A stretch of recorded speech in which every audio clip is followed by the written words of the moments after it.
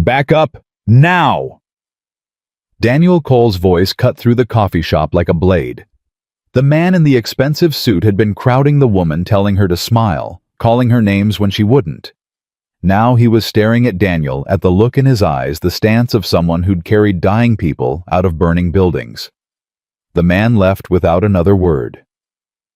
Daniel paid for the stranger's coffee and walked out. He didn't ask her name, didn't want anything. He had no idea she was worth $2.3 billion. And he had no idea that protecting her had just painted a target on his daughter's back. Stay until the end. Comment your city. I want to see how far this story travels. Hey, I'm talking to you. The man stepped closer to the woman in the gray coat. Too close. The kind of close that wasn't accidental. It's just a compliment. Smile more. You'd be prettier if you... Daniel Cole moved before his brain caught up. 3 steps. Between them. Hand still holding his 4-year-old daughter's fingers. Back up. The man turned ready for a fight. Then stopped. Daniel knew what he was seeing. The same thing every bully saw when they pushed too far and found something that pushed back harder. Not anger. Something colder. The look of a man who'd pulled bodies from rubble and didn't flinch at raised voices in coffee shops. I was just... No, you weren't.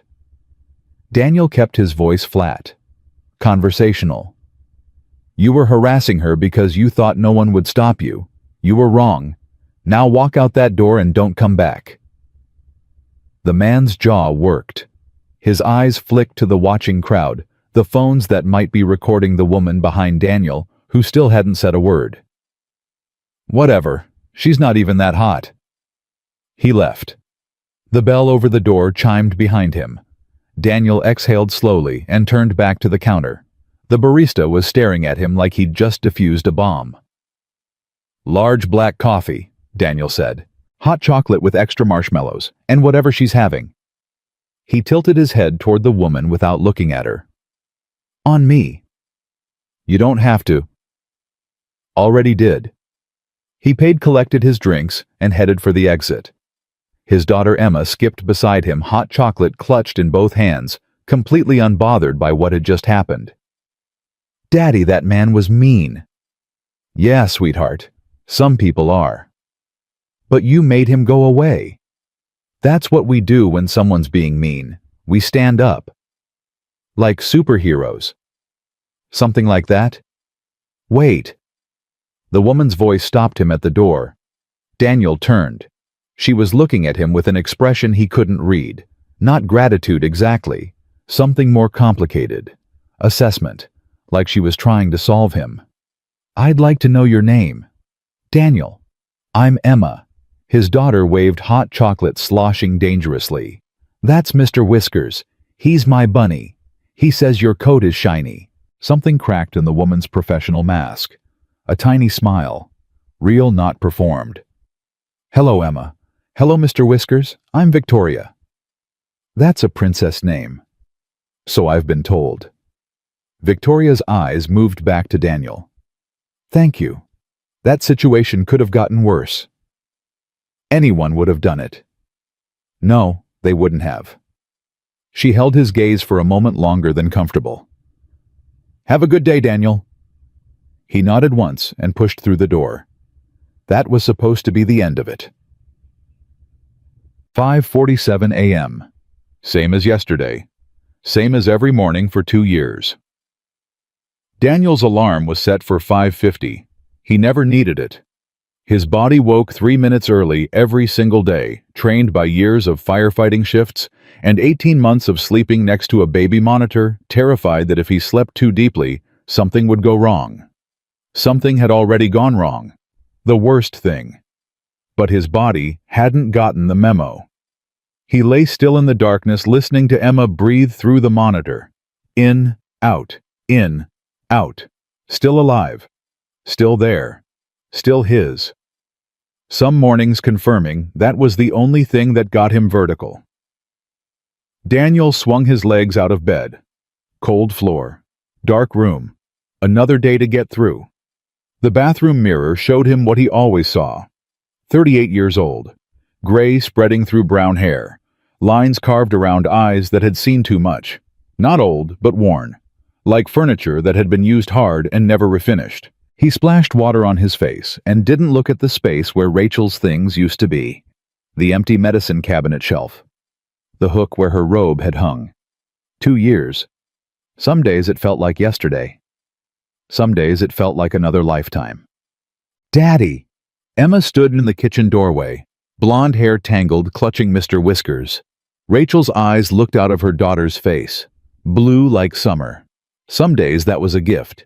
Some days it was a knife. Morning, sweetheart. Mr. Whiskers says he's hungry. What does Mr. Whiskers want for breakfast? Pancakes, with chocolate chips, 100 of them. How about 5? Mr. Whiskers says 8. Mr. Whiskers drives a hard bargain. 6, final offer. Deal. Daniel lifted her into her booster seat and started mixing batter. This part he could do. Routine. Predictable. 6 chocolate chips evenly distributed. Maple syrup in the small pitcher. Milk in the purple cup, the only acceptable cup. Control the variables and the world stayed manageable. Daddy? Yeah, sweetheart. Are you sad today? Daniel's hands stopped moving. What makes you ask that? Your face looks like when you're thinking about Mommy. 4 years old, and she could read him like a headline. Daniel crouched down to her level. I think about Mommy every day, but that doesn't mean I'm sad. It means I loved her very much. I think about her too. Emma's voice got small. But sometimes I can't remember what she looked like. Is that bad? Something cracked in Daniel's chest. No, baby, that's not bad. That's why we have pictures, so we can remember. He pointed to the photograph on the wall. Rachel holding newborn Emma. Exhausted and glowing. The happiest day of their lives, neither of them knowing how few days were left. She's pretty, Emma said. She was beautiful, just like you. The crack eased slightly. Daniel went back to pancakes. 7:52 a.m., 2 blocks from Little Stars preschool. Daddy, can we get hot chocolate? Daniel checked the clock. 8 minutes until drop-off. Stopping would make him late for the Henderson job. But Emma was looking at him with Rachel's eyes, and she asked for so little, and some battles weren't worth winning. Quick stop. Harbor Coffee. That's where it happened. The man. The woman. Daniel stepping between them without thinking, because that's what you did when someone was being threatened. That's who he was, even when he was trying to be invisible. 18 months of keeping his head down, building furniture, raising his daughter, staying out of the world's way. One moment of instinct, and he'd stepped right back into something. Emma didn't stop talking about it.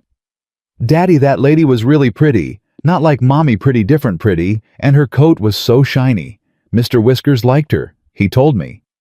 Do you think she'll come back to the coffee shop? Can we see her again? She had a princess name, Victoria. That's from a queen, right? Queen Victoria, yes. Was she a nice queen? She ruled England for a long time. Whether she was nice depends on who you ask. I hope our Victoria is nice. She seemed nice, sad, but nice. Like you, Daddy.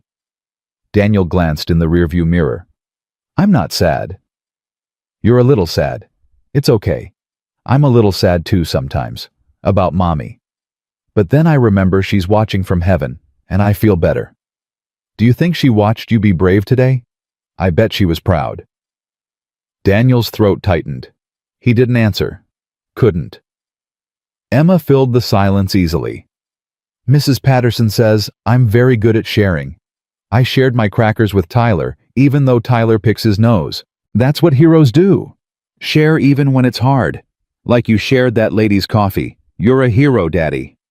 I'm not a hero, sweetheart. You used to run into fires. That's hero stuff. That was my job. Mr. Whiskers says it still counts. Daniel pulled into his workshop parking space and sat for a moment after cutting the engine. His hands were shaking slightly. Not from the confrontation in the coffee shop that had been nothing, barely a blip on his threat radar. From Emma's words. She thought he was a hero. She thought Rachel was watching. She didn't know that he woke up at 5:47 every morning and lay in the dark, afraid to move. Afraid that if he stopped being vigilant for even a second, he'd lose her too.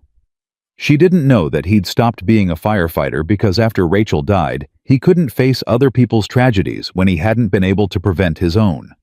She didn't know that the furniture business was just a place to hide, something productive that kept his hands busy and his mind quiet and didn't require him to feel anything. She thought he was brave. Daniel had never felt less brave in his life. "You look like hell." Dave Morrison slid into the booth across from Daniel, 2 cups of coffee already on the table. Harbor Coffee noon, their regular spot. "Thanks, you're a real confidence booster." "I'm your friend. Friends tell the truth." Dave took a sip of his coffee. "You sleeping?" "Enough." "Eating." "When I remember." "Daniel." "What?" Dave leaned forward. He was a big man, gone slightly soft since retiring from the department, but still carrying himself like someone who'd commanded fire crews for 30 years. "When's the last time you did anything that wasn't about Emma or work?" "I don't have time for—" "That's not what I asked." Daniel stared at his coffee. "I don't know what you want me to say." "I want you to say you're living your life, not just surviving it." Dave's voice softened. "Rachel's been gone 2 years. At some point you have to stop holding your breath and start breathing again." "I'm breathing fine." "You're going through the motions. There's a difference." Dave sat back. "Maria wants you and Emma over for dinner. Sunday. Don't even try to say no." "I wasn't." "You were absolutely going to make an excuse. I've known you for 12 years, Danny. I know every trick." Dave pointed at him. "Sunday. 5 p.m. Bring Emma.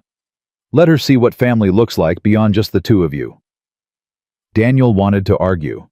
Wanted to explain that he was fine, that Emma was fine, that their carefully constructed routine was working perfectly and didn't need interruption. But Dave had been there, after Rachel died. When everyone else stopped calling after the first month, Dave showed up every week. Sometimes they talked. Sometimes they just sat. Either way, he never stopped. "Fine. Sunday." "Good." Dave grinned. "Now tell me about this morning. Word is, you got into it with some suit at the coffee counter." "Who told you that?" "Jimmy saw the whole thing. Said you went full command voice on some guy who was harassing a woman. Said the guy practically ran out of here." Daniel rubbed his face. "It wasn't a big deal. Jimmy said the woman was gorgeous. High-end clothes, expensive everything. Said she looked at you after like you were the most interesting thing she'd seen in years. She was just surprised someone stepped in. That's it." "Uh-huh." Dave's eyes were knowing. "You get her number." "Why would I know? I helped her. I paid for her coffee I left. That's it." "Too bad. About time you started noticing women again." "I notice women fine. Looking isn't noticing. Connecting is noticing. And you haven't connected with anyone since Rachel." Daniel's jaw tightened. "I have a 4-year-old daughter. I have a business to run. I don't have time for ye connections, hey, complications." Dave studied him for a long moment. "You know what Rachel would say if she could hear you right now? Don't." "She'd say stop using Emma as an excuse to hide. She'd say—" "I said don't." Daniel's voice came out sharper than he intended. He took a breath. "I'm doing the best I can. I'm keeping it together. I'm keeping Emma safe and healthy and happy. That's enough." "Is it?" "It has to be." They sat in silence. Dave didn't push further. He knew where the lines were. "Sunday," Dave said finally. 5 p.m. Don't be late." "I won't." Daniel finished his coffee and went back to work. The Henderson table wasn't going to build itself. That night after dinner and bath and 3 stories, Emma always negotiated for more. Daniel sat in the dark living room with a beer he wasn't drinking. The apartment was quiet. Emma was asleep. Mr. Whiskers was standing guard on her pillow. Daniel looked at the photograph on the wall. Rachel, Emma, the hospital blanket. That expression on Rachel's face, exhausted, terrified, completely in love. She'd had 2.5 years after that photo. 2.5 years to be Emma's mother. Not enough. Not nearly enough. And now it was just Daniel, trying to be both parents, trying to fill a space that couldn't be filled, trying to keep his daughter safe in a world that had already taken so much from her. "I don't know what I'm doing," he said to the empty room. "I'm making it up, every single day, and I'm so tired." The photograph didn't answer. Daniel finished his beer and went to bed. Tomorrow would be the same as today. Structure, routine, control, the only variables he could manage. Yeah, across the city, Victoria Shaw sat at her desk in a penthouse that cost more than Daniel would earn in 3 lifetimes. The file was open on her screen. Daniel Cole, 38. Former firefighter, Seattle Fire Department. Distinguished service. Multiple commendations. Medical leave following wife's death. Currently self-employed custom furniture. Rachel Chen Cole. Deceased. Brain aneurysm. Sudden. No warning signs. Emma Cole. Age 4. Little Stars Preschool. Current residence rental apartment. Modest neighborhood. Social media none. Criminal record. None. Debts none. Net worth. Approximately $47,000. On paper, Daniel Cole was nobody. A widowed father trying to get by. But Victoria hadn't built an empire by trusting paper. She'd watched the way he moved. No hesitation, no calculation. He'd put himself between her and a threat without knowing anything about her. Not her name, not her money, not what she could do for him. Then he'd paid for her coffee and left. Everyone wanted something from Victoria Shaw. Everyone. Even the ones who pretended otherwise. Especially the ones who pretended otherwise. But Daniel Cole had walked away. Victoria picked up her phone and dialed her assistant. "Clear my afternoon tomorrow. I have somewhere to be." "Of course, Ms. Shaw. Should I arrange a car?" "I'll drive myself." Victoria looked out at the Seattle skyline, lights glittering like scattered diamonds. "And Catherine, run a deeper background check. I want to know everything." "Is there a concern?" "I don't know yet. That's the problem." Victoria hung up and stared at the photograph in the file. Daniel Cole's driver's license. Unsmiling. Tired eyes. The face of a man who had nothing to offer her. And maybe that's what made him dangerous. She intended to find out. 2 days later, the black Range Rover appeared. Daniel noticed it 3 cars back when he left Little Stars Preschool with Emma. Noticed it make the same turn he did. Then another. Then a third. His hands tightened on the steering wheel. "Daddy, can we get pizza tonight?" "Maybe, sweetheart." "Mr. Whiskers wants pepperoni. I want cheese. We could get half and half." That's a good compromise. 4th turn. The Range Rover followed. Daniel's pulse stayed steady. 12 years as a firefighter had taught him how to think clearly under pressure. Assess. Plan. Act. He wasn't driving home, not with Emma in the car, not until he knew what this was. He pulled into the Safeway parking lot. Chose a spot near the entrance. Good sight lines, plenty of witnesses. Cut the engine. The Range Rover parked 3 spaces down. "Stay in your seat, sweetheart." "Are we getting groceries?" "Maybe. Just wait for Daddy, okay?" The driver's door of the Range Rover opened. Victoria Shaw stepped out. She looked different in daylight. Less armor. Dark jeans, cream sweater hair down around her shoulders. Still expensive. Everything about her whispered money, but more human than she'd seemed in the coffee shop. She walked toward his truck with the confidence of someone used to approaching situations on her own terms. Daniel rolled down his window. Following people is generally considered stalking. I prefer persistent networking. Her voice carried the same controlled calm as before, but there was something underneath it. Nervousness, maybe, or anticipation. I apologize for the dramatic approach. Your contact information proved remarkably difficult to locate. That's intentional. I gathered. She pulled a business card from her pocket and held it out. I'd like to take you to lunch. Tomorrow, if you're available. Daniel didn't take the card. Why? The directness seemed to catch her off guard.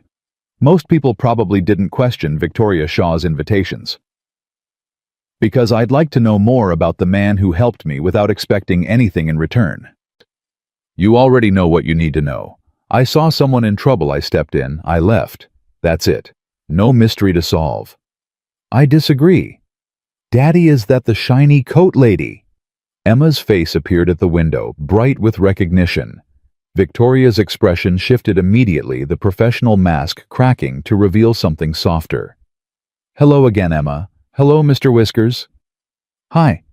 We're maybe getting pizza tonight. Do you like pizza? I do, actually. Very much. What's your favorite kind? Margarita. Simple but perfect when it's done right. I don't know that one. Is it good? It's tomato cheese and basil. Very classic. That sounds boring. You should try pepperoni. Victoria laughed, a real sound, unguarded, nothing like the controlled woman Daniel had met 2 days ago. I'll take that under advisement. Daniel felt the situation sliding away from him. Emma had that effect. She could disarm anyone. Ms. Shaw. Victoria. Please. Victoria. The name felt strange in his mouth, too familiar. I appreciate the invitation, but I'm not sure what you're expecting from this. Conversation. Nothing more.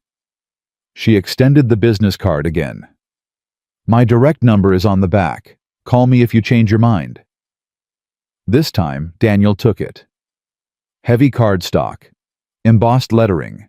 Shaw Development. CEO. She's really pretty, Daddy, Emma said as the Range Rover pulled away. And she laughs nice. Not fake like some grown-ups. Daniel looked at the card in his hand, at the handwritten number on the back. Yeah, he said quietly. She does. That night, after Emma was asleep, Daniel sat on his bed and stared at the business card. CEO of Shaw Development. He'd looked it up.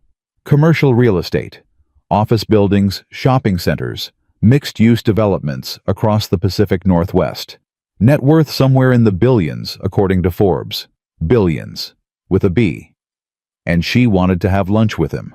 A furniture maker who lived in a rental apartment and drove a truck with 180,000 miles on it. It didn't make sense. People like Victoria Shaw didn't pursue people like Daniel Cole. Not for lunch, not for conversation, not for anything. The worlds didn't overlap.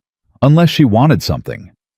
But what could he possibly have that a billionaire would want? Daniel's phone buzzed. Dave. Tell me you're not still awake obsessing about some woman. I'm not obsessing. You're absolutely obsessing. Maria says she can hear you thinking from across the city. Maria's in bed. Maria knows things. It's spooky. Dave's voice softened. What's going on, Danny? Daniel told him. The Range Rover. The parking lot. The business card with the handwritten number. The way Victoria had laughed when Emma suggested she try pepperoni. So call her, Dave said when he finished. It's not that simple. It's exactly that simple. She gave you her number. She asked you to lunch. Call her. She's a billionaire, Dave. She owns half the commercial real estate in Seattle. So what does someone like that want with someone like me? Maybe she wants exactly what she said. Conversation, connection. Someone who doesn't look at her and see dollar signs. That's not how the world works. Maybe not your world. But you've been hiding in your world for 2 years, Danny. Maybe it's time to see what else is out there. Daniel didn't answer. Call her, Dave said. What's the worst that happens? You have one awkward lunch and never see her again. At least you'll know. And what's the best that happens? I don't know, that's kind of the point. After Dave hung up, Daniel sat in the dark for a long time, turning the business card over in his fingers. At 11:47 p.m., he sent a text. Thursday, 10 a.m., Harbor Coffee. The response came in seconds. Thank you. I'll be there. Daniel set down his phone and stared at the ceiling. He was probably making a mistake. Probably opening a door that should stay closed. Probably inviting complications into a life that ran on the absence of complications. But Emma's voice echoed in his head. She laughs nice, not fake like some grown-ups. And Dave's? What's the worst that happens Thursday? He'd find out. Thursday arrived gray and drizzling Seattle at its most stereotypical. Daniel dropped Emma at preschool, stopped at the workshop to check on the Henderson table, and made it to Harbor Coffee at 9:55. Victoria was already there. She sat at a corner table, hands wrapped around a cup, watching the door. When Daniel walked in, something flickered across her face. Relief, maybe. Like she hadn't been sure he'd show. You're early, he said, sliding into the seat across from her. Force of habit. I hate being late. She pushed a second cup toward him. Black, no pretense. That's what your friend said you order. You talked to Dave. I talked to the barista who served you yesterday. Apparently you're a regular. Victoria's expression was unreadable. I like to be prepared. Most people would call that stalking. Most people don't build companies from nothing. She took a sip of her drink. Preparation isn't stalking. It's due diligence. Daniel wanted to be annoyed, wanted to see her investigation as an invasion of privacy. But something about the way she said it, matter-of-fact, unapologetic, reminded him of how he'd been on the job. Always knowing the layout before entering a burning building. Always having a backup plan. What else did your due diligence tell you? That you were a firefighter for 12 years. That you left after your wife died. That you make furniture now. Good furniture, from what I've been told. That you have a 4-year-old daughter who you pick up from preschool every day at exactly 4 p.m. Victoria set down her cup. That you don't date, don't socialize, don't do much of anything except work and parent. Thorough. I told you. I like to be prepared. So why are we here? Daniel leaned back in his chair. You know everything about me. What could lunch possibly add? I know facts. Facts aren't the same as knowing someone. Victoria's gaze was steady. I want to know why a man with your background, your training, your reputation builds furniture for a living. I want to know why you stepped between me and that man in the coffee shop without knowing anything about me. I want to know why you paid for my drink and left without even asking my name. Those aren't mysteries. I build furniture because I needed a job that let me be home for Emma. I stepped in because someone was being harassed. I left because that's what you do when the problem is solved. That's what decent people do. Most people aren't decent. That's a cynical view. It's a realistic one. Something shifted in Victoria's expression, a crack in the careful control. I've spent 20 years building my company. Do you know how many people in that time have done something for me without wanting something in return? How many? 1. You. Daniel didn't know what to say to that. The coffee between them felt like a boundary, something neither of them was ready to cross. Why does that matter so much? He asked finally. Because I've been surrounded by agendas my entire life. My father had an agenda. My mother has an agenda. My ex-husband had an agenda. Everyone I meet, business partners, investors, employees, they all want something. Access. Money. The association with my name. Victoria's voice stayed level, but there was an undertone of exhaustion, of loneliness. And then you walked into that coffee shop and helped me because it was the right thing to do. No calculation, no expectation, just decency. I'm not that special. Anyone would have. No, they wouldn't have. Victoria leaned forward. I've been in situations like that before. Harassment, intimidation, men who thought they had a right to my attention. Do you know how many people have ever stepped in? Daniel waited. 0. Until you. The word hung between them. Daniel thought about all the times he'd responded to calls as a firefighter. All the times he'd run into burning buildings while everyone else ran out. He'd never thought of it as special. It was just what you did, what the job required. But maybe not everyone saw it that way. Maybe for someone like Victoria, surrounded by people who calculated every interaction, basic decency was extraordinary. I'm not looking for a relationship, he said carefully. I have Emma. I have my work. My life is full. I'm not offering a relationship. I'm offering conversation. Maybe friendship if that's something you're open to. Victoria's voice softened. I don't have many friends. Real ones, I mean. The kind who see me as a person instead of an opportunity. What about your family? My mother and I don't speak. My father's been dead for 15 years. I have a brother who tolerates me when we're forced to interact at family functions. She paused. I have a therapist who I see twice a week and an assistant who manages my life. That's my inner circle. That sounds lonely. It is. The admission came out raw, unguarded. It's incredibly lonely, but I've never known how to fix it. I don't know how to connect with people who don't want something from me. Daniel stared at her. At the careful mask that had cracked open just enough to show something real underneath. Pain. Isolation. The particular exhaustion of someone who had everything except the things that actually mattered. He recognized it because he saw the same thing in his mirror every morning. I'm not good at this, he said. Connection, friendship, whatever you want to call it.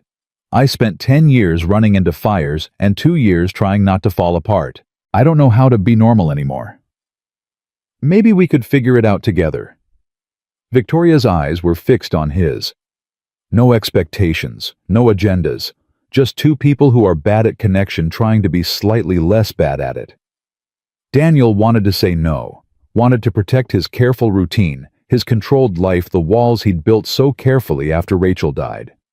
But Victoria was looking at him the way Emma sometimes did, with hope and fear, mixed together, afraid of rejection, but unable to stop reaching out anyway. Okay, he heard himself say. Friends, but I have rules. Name them. Emma comes first, always. If something conflicts with her, I'm out, no discussion. Of course. I work normal hours. I'm not available for fancy dinners or society events or whatever billionaires do for fun. I can work around that. And if this gets complicated, if it starts affecting my daughter or my stability, I walk away. No guilt trips, no drama. Understood. Victoria extended her hand across the table. Friends. Daniel shook it. Her grip was firm. Cool. Certain. Friends, he agreed. Something eased in Victoria's expression. She sat back, and for the first time since he'd met her, she looked almost relaxed. So, she said, tell me about the furniture business. Daniel almost laughed. That's your opening question. I'm curious. You went from running into burning buildings to building dining tables. That's a significant pivot. It's not as dramatic as it sounds. I needed something I could do from home, something with my hands, something that didn't involve other people's emergencies. Daniel shrugged. My grandfather was a carpenter. He taught me the basics when I was a kid. Figured I'd pick it back up. Do you like it? I like that it's mine. I like that if I make a mistake, no one dies. I like that at the end of the day, there's something real that I built. He paused. I like that it's quiet. After 12 years of fire alarms and emergency calls, I imagine quiet is valuable. More than you know.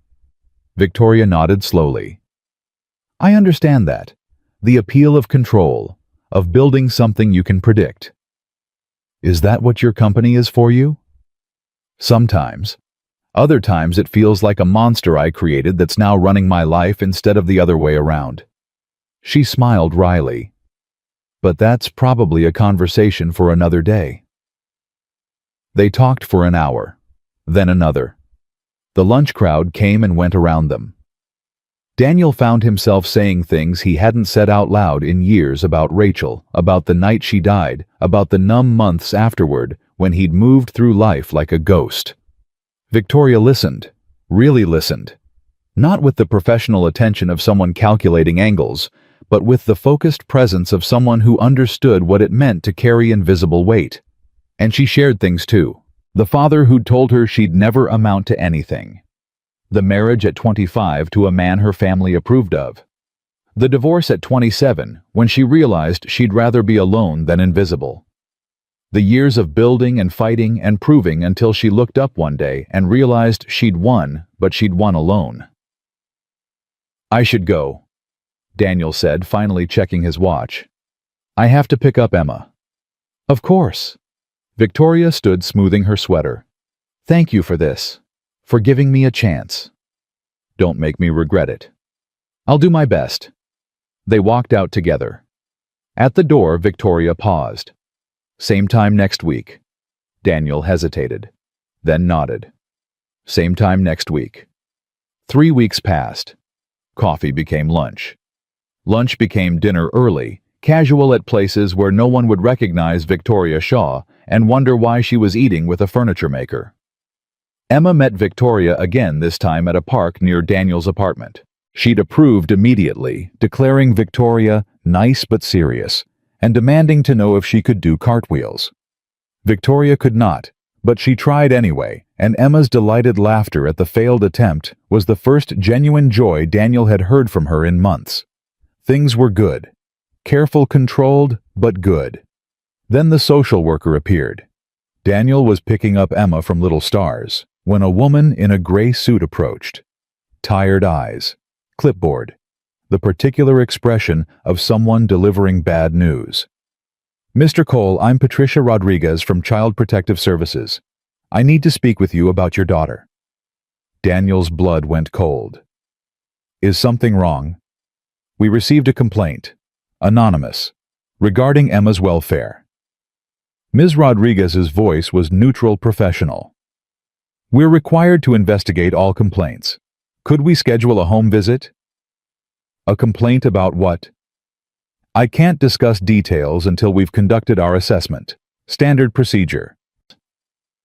Daniel's hands curled into fists at his sides. He forced his voice to stay calm.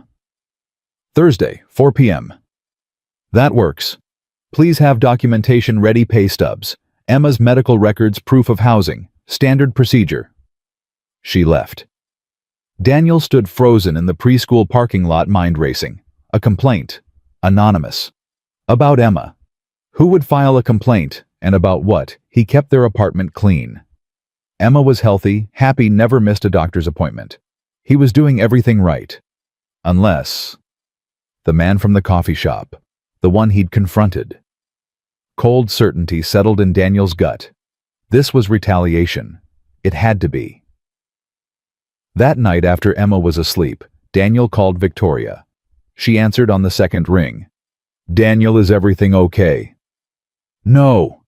His voice came out rough. Someone reported me to CPS. They're doing a home visit Thursday. What? He could hear her sitting up, her voice sharpening. On what grounds? Anonymous complaint. They won't tell me details. Daniel paced his small living room. It's him, the guy from the coffee shop, has to be. I'll have my lawyers make some calls. Find out exactly what was reported. I don't want your lawyers fighting my battles. This isn't about lawyers fighting battles. This is about information. If we know what was reported, we can prepare properly. Victoria's voice was steady, controlled, the CEO voice. Let me help. Daniel wanted to refuse. Wanted to handle it himself, prove he didn't need anyone, maintain the illusion of self-sufficiency he'd constructed so carefully. But Emma's face flashed through his mind. Her blue eyes. Rachel's eyes. He couldn't risk losing her over pride. "Okay," he said. "Make the calls." Thursday at 4 p.m., 2 social workers arrived at Daniel's apartment. Ms. Rodriguez and a younger man named Chen, who took notes on everything. They inspected every room. Lily's bedroom with its organized toys and books. The kitchen with its child-proof locks and healthy food. The bathroom with its step stool and medications stored out of reach. They asked Emma questions with gentle voices. Did Daddy ever get angry? Did she feel safe? Did anyone ever hurt her? Emma answered with 4-year-old honesty. Yes, Daddy made her eat vegetables. Yes, he had rules about bedtime. No, he never yelled or hit or did any of the scary things they were asking about. Daddy reads me extra stories if I ask nicely, she said. And he makes pancakes with chocolate chips, 6 of them because we compromised. After 2 hours, the social workers closed their notebooks.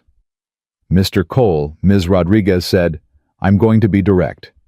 The complaint we received suggested neglect and possible instability.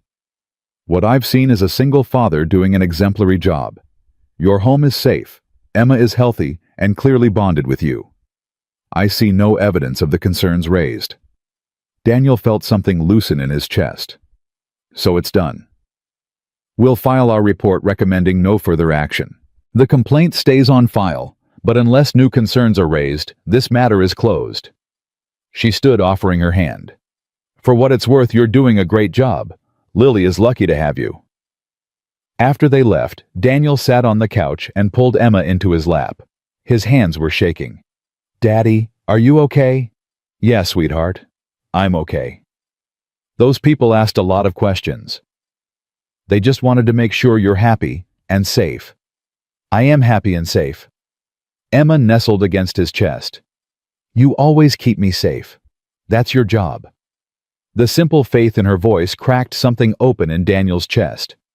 He held her tighter than necessary and let himself feel the terror he'd been suppressing for 4 days. Someone had tried to take her, tried to use the system to rip apart the only thing he had left. And they'd failed. This time. But what about next time? That night after Emma was in bed, Daniel called Victoria. It's over. They're closing the case. Thank God. He could hear her relief through the phone. My lawyers found out what was reported vague allegations of neglect, concerns about single-father stability. No specific incidents, no evidence. It was clearly malicious. It was him. The guy from the coffee shop. Almost certainly. I'm having my investigators look into it.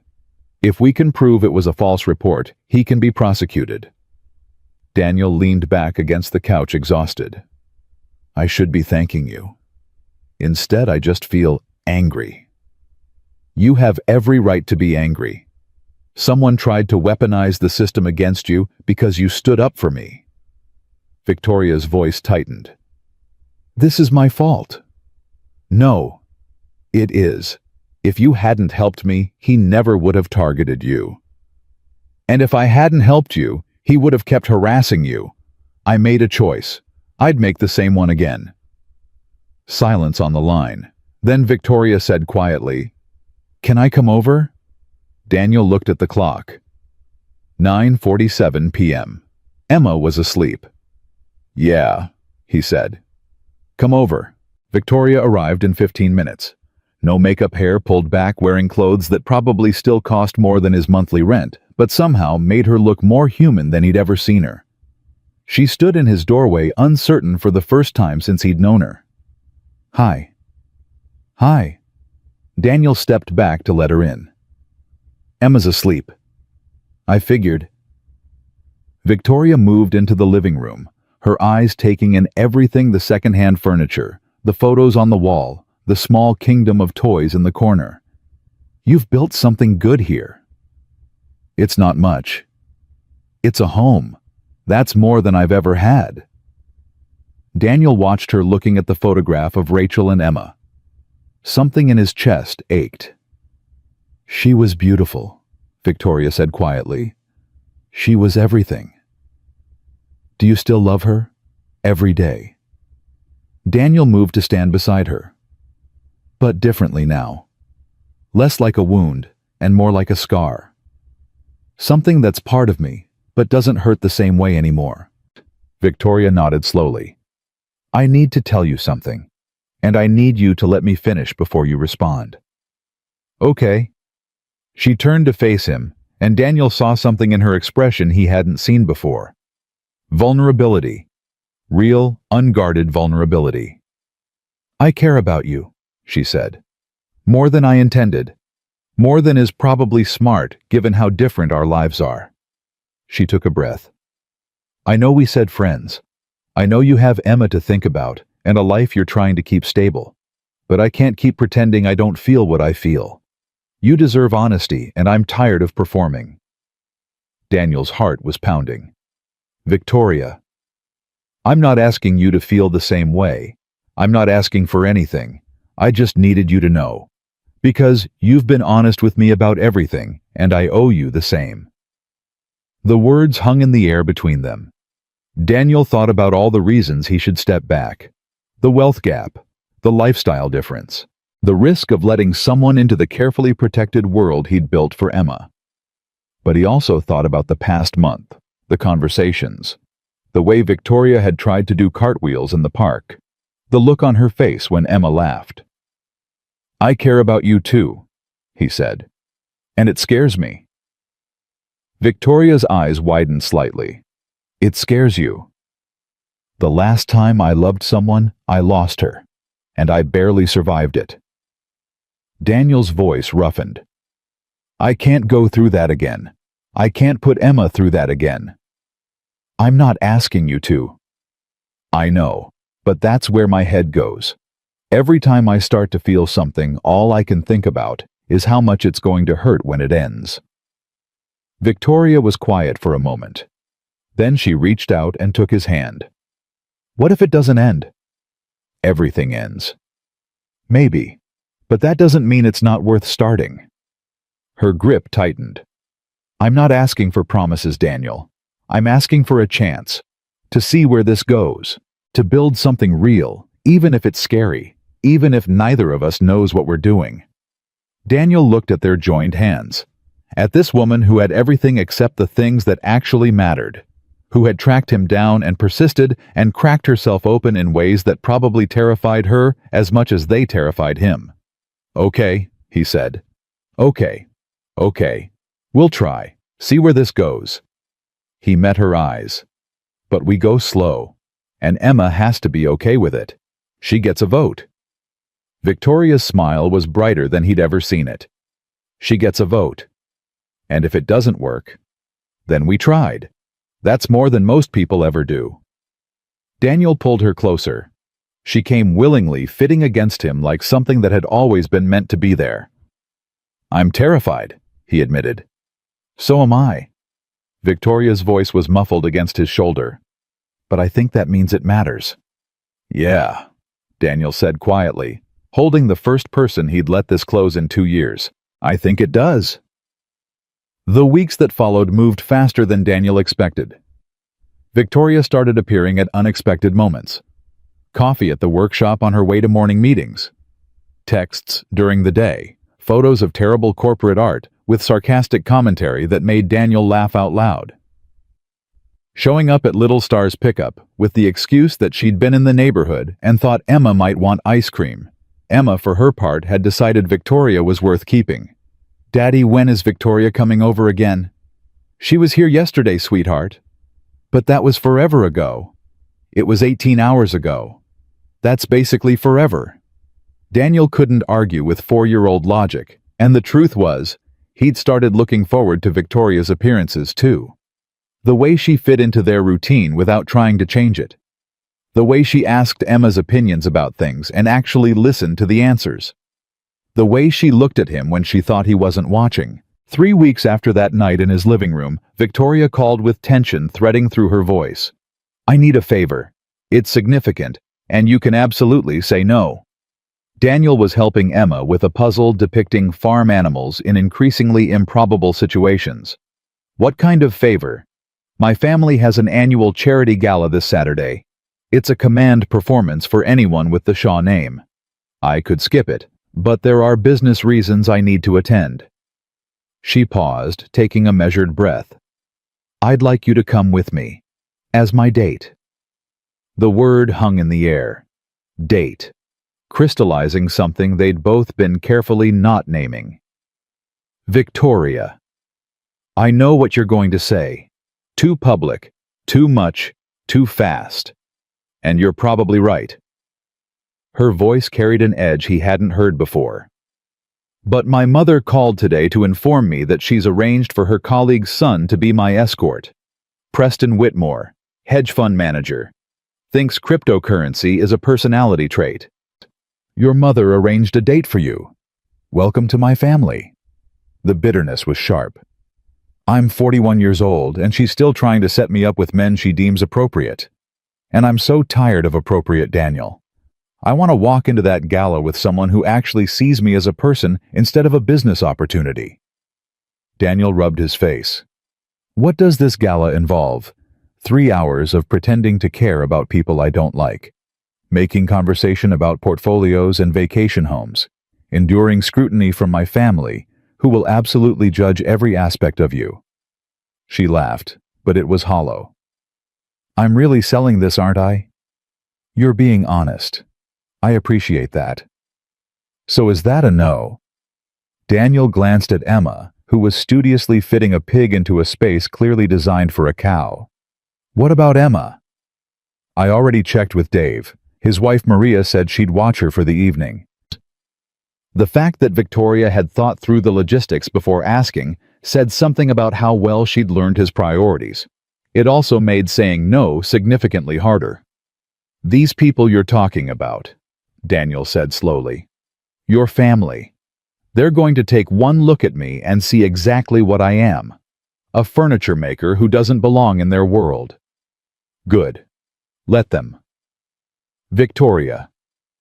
"I'm done pretending that their world is the only one that matters. I'm done letting my mother dictate what's appropriate or acceptable." Her voice was fierce now. "I want you there, Daniel. I want to walk in with someone who sees me as Evelyn, instead of as Shaw Development." Daniel was quiet for a long moment. Every instinct screamed this was a mistake. Rich people, charity galas, family politics, none of it was his world. He'd be out of place, uncomfortable, exposed. But Victoria's voice echoed in his head. "Someone who actually sees me as a person." He knew what it was like to be seen as a role instead of a person. The widow. The single dad. The guy who left the fire department because he couldn't handle the pressure. If he could help Victoria feel less alone in that crowd, maybe it was worth being uncomfortable. "What time do I need to be ready?" Daniel. "What time?" He could hear her smile through the phone. 7. And Daniel. "Thank you." After he hung up, Emma looked up from her puzzle. "Was that Victoria?" "Yeah, sweetheart." "Are you going on a date with her?" "Where did you learn about dates?" "Sophia's big sister talks about them all the time. They're when grown-ups get dressed up and go somewhere fancy and hold hands and stuff." Emma studied him with unsettling perception. "Do you like Victoria like that? Like holding hands?" Daniel crouched down to her level. "I think I might. Does that bother you?" Emma considered the question with the gravity of a Supreme Court justice. "Does it mean you don't love Mommy anymore?" The question punched the air from his lungs. "No, baby. It doesn't mean that at all. I will always love Mommy. But she's not here anymore, and I'm still here. And sometimes that means learning to care about other people too. It doesn't replace what I had with Mommy. It's just different. Like how I love Mr. Whiskers and also love my new purple backpack. Exactly like that." Emma nodded, satisfied. "Okay, but Daddy, if you're going to a fancy party, you need fancier clothes. You can't wear your work boots." "You're absolutely right. Victoria's really pretty. You should look pretty too." Daniel laughed despite himself. "I'll do my best." Saturday arrived with November gray and the threat of rain. Daniel spent the day maintaining their routine swimming lesson for Emma, grocery shopping, cleaning the apartment, while his mind churned through everything that could go wrong tonight. Maria arrived at 6:30 with art supplies and the knowing smile of someone who'd watched Daniel resist this moment for years. "You look very handsome," she said, taking in the suit he'd bought with Dave's reluctant fashion advice. "I look uncomfortable." "That too, but handsome uncomfortable." She shooed him toward the door. "Go. Have fun. Try not to punch anyone." "That was one time." "It was my sister's wedding, and you gave your new brother-in-law a black eye." He called Rachel controlling. "Fair enough. Just avoid property damage tonight." Victoria's car arrived at exactly 7. Daniel's first glimpse of her stopped him cold. She wore a floor-length gown the color of deep emerald. Simple cut, elegant lines, somehow making her look like royalty, and entirely unattainable. Her hair was swept up, revealing the curve of her neck. She looked like someone who belonged on magazine covers. She looked like someone who definitely shouldn't be picking up a furniture maker from a rental apartment.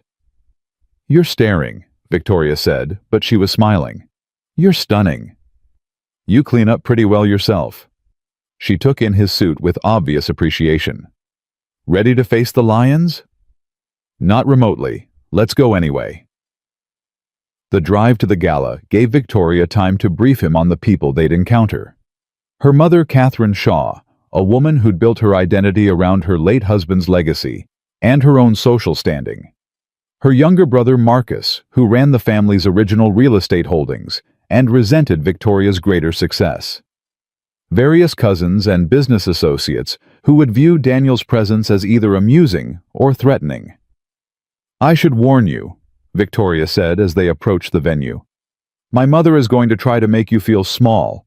It's her default setting with anyone she perceives as beneath the family's standards. Don't take it personally." "What if I want to take it personally?" "Then handle it however you see fit. I trust your judgment." The gala was everything Daniel had feared.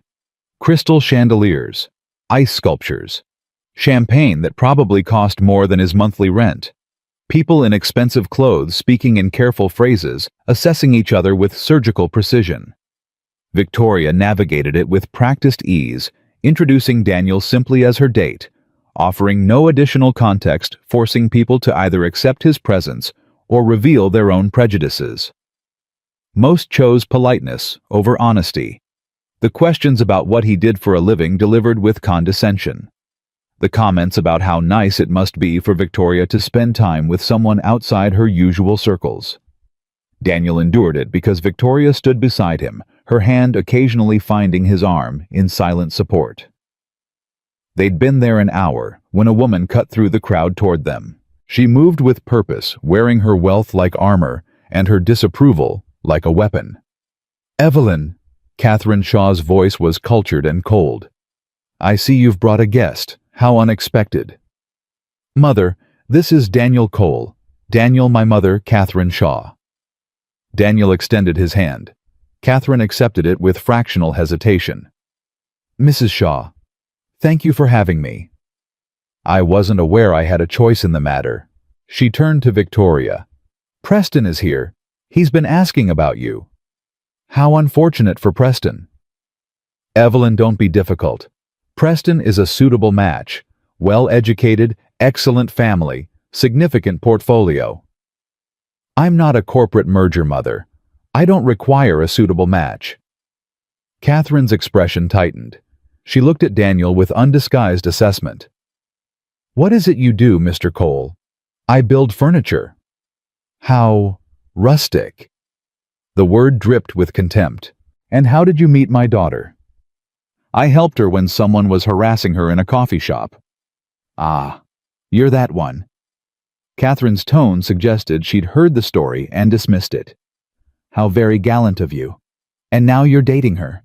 How convenient." Daniel felt Victoria tense beside him. The implication was clear that he'd helped her with the calculated intention of leveraging it into access to her wealth. "Mrs. Shaw." Daniel kept his voice level. Conversational.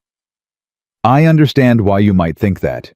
You've probably spent your life around people who see your family name as an opportunity. But I'm going to be clear about something. Catherine's eyebrow rose. People probably didn't challenge her often. I'm not interested in your daughter's money. I'm not interested in her connections or her business or any of the things you probably think make her valuable. Daniel held her gaze. I'm interested in Victoria, the person who does cartwheels in the park with my daughter, even though she's terrible at them. The person who shows up at my workshop with coffee for no reason. The person who's trying to figure out how to be herself instead of just her title. He paused. That's who I see when I look at her. If that's not valuable enough for you, that says more about your priorities than mine. The silence that followed was absolute. Catherine stared at him like he'd grown a second head. Victoria's hand found his squeezing hard enough to hurt.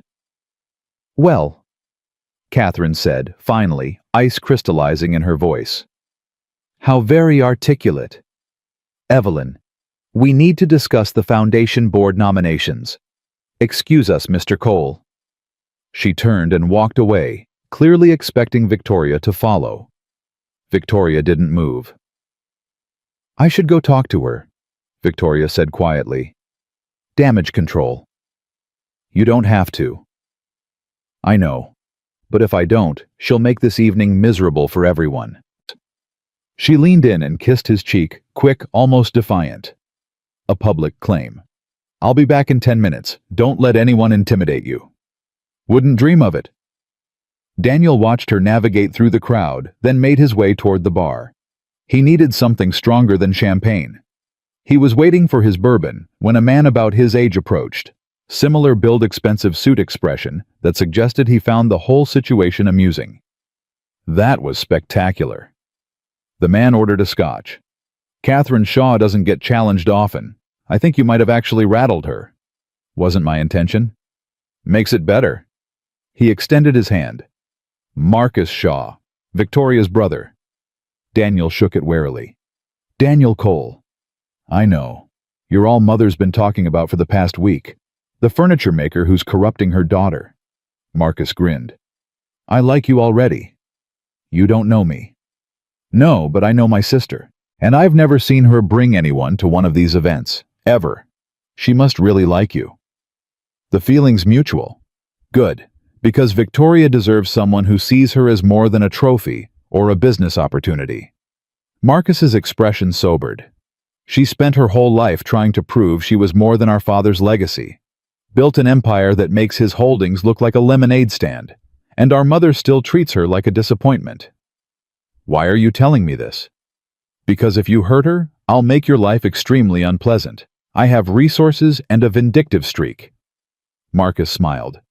But if you're genuine, if you actually care about her, then you have my support, for whatever that's worth.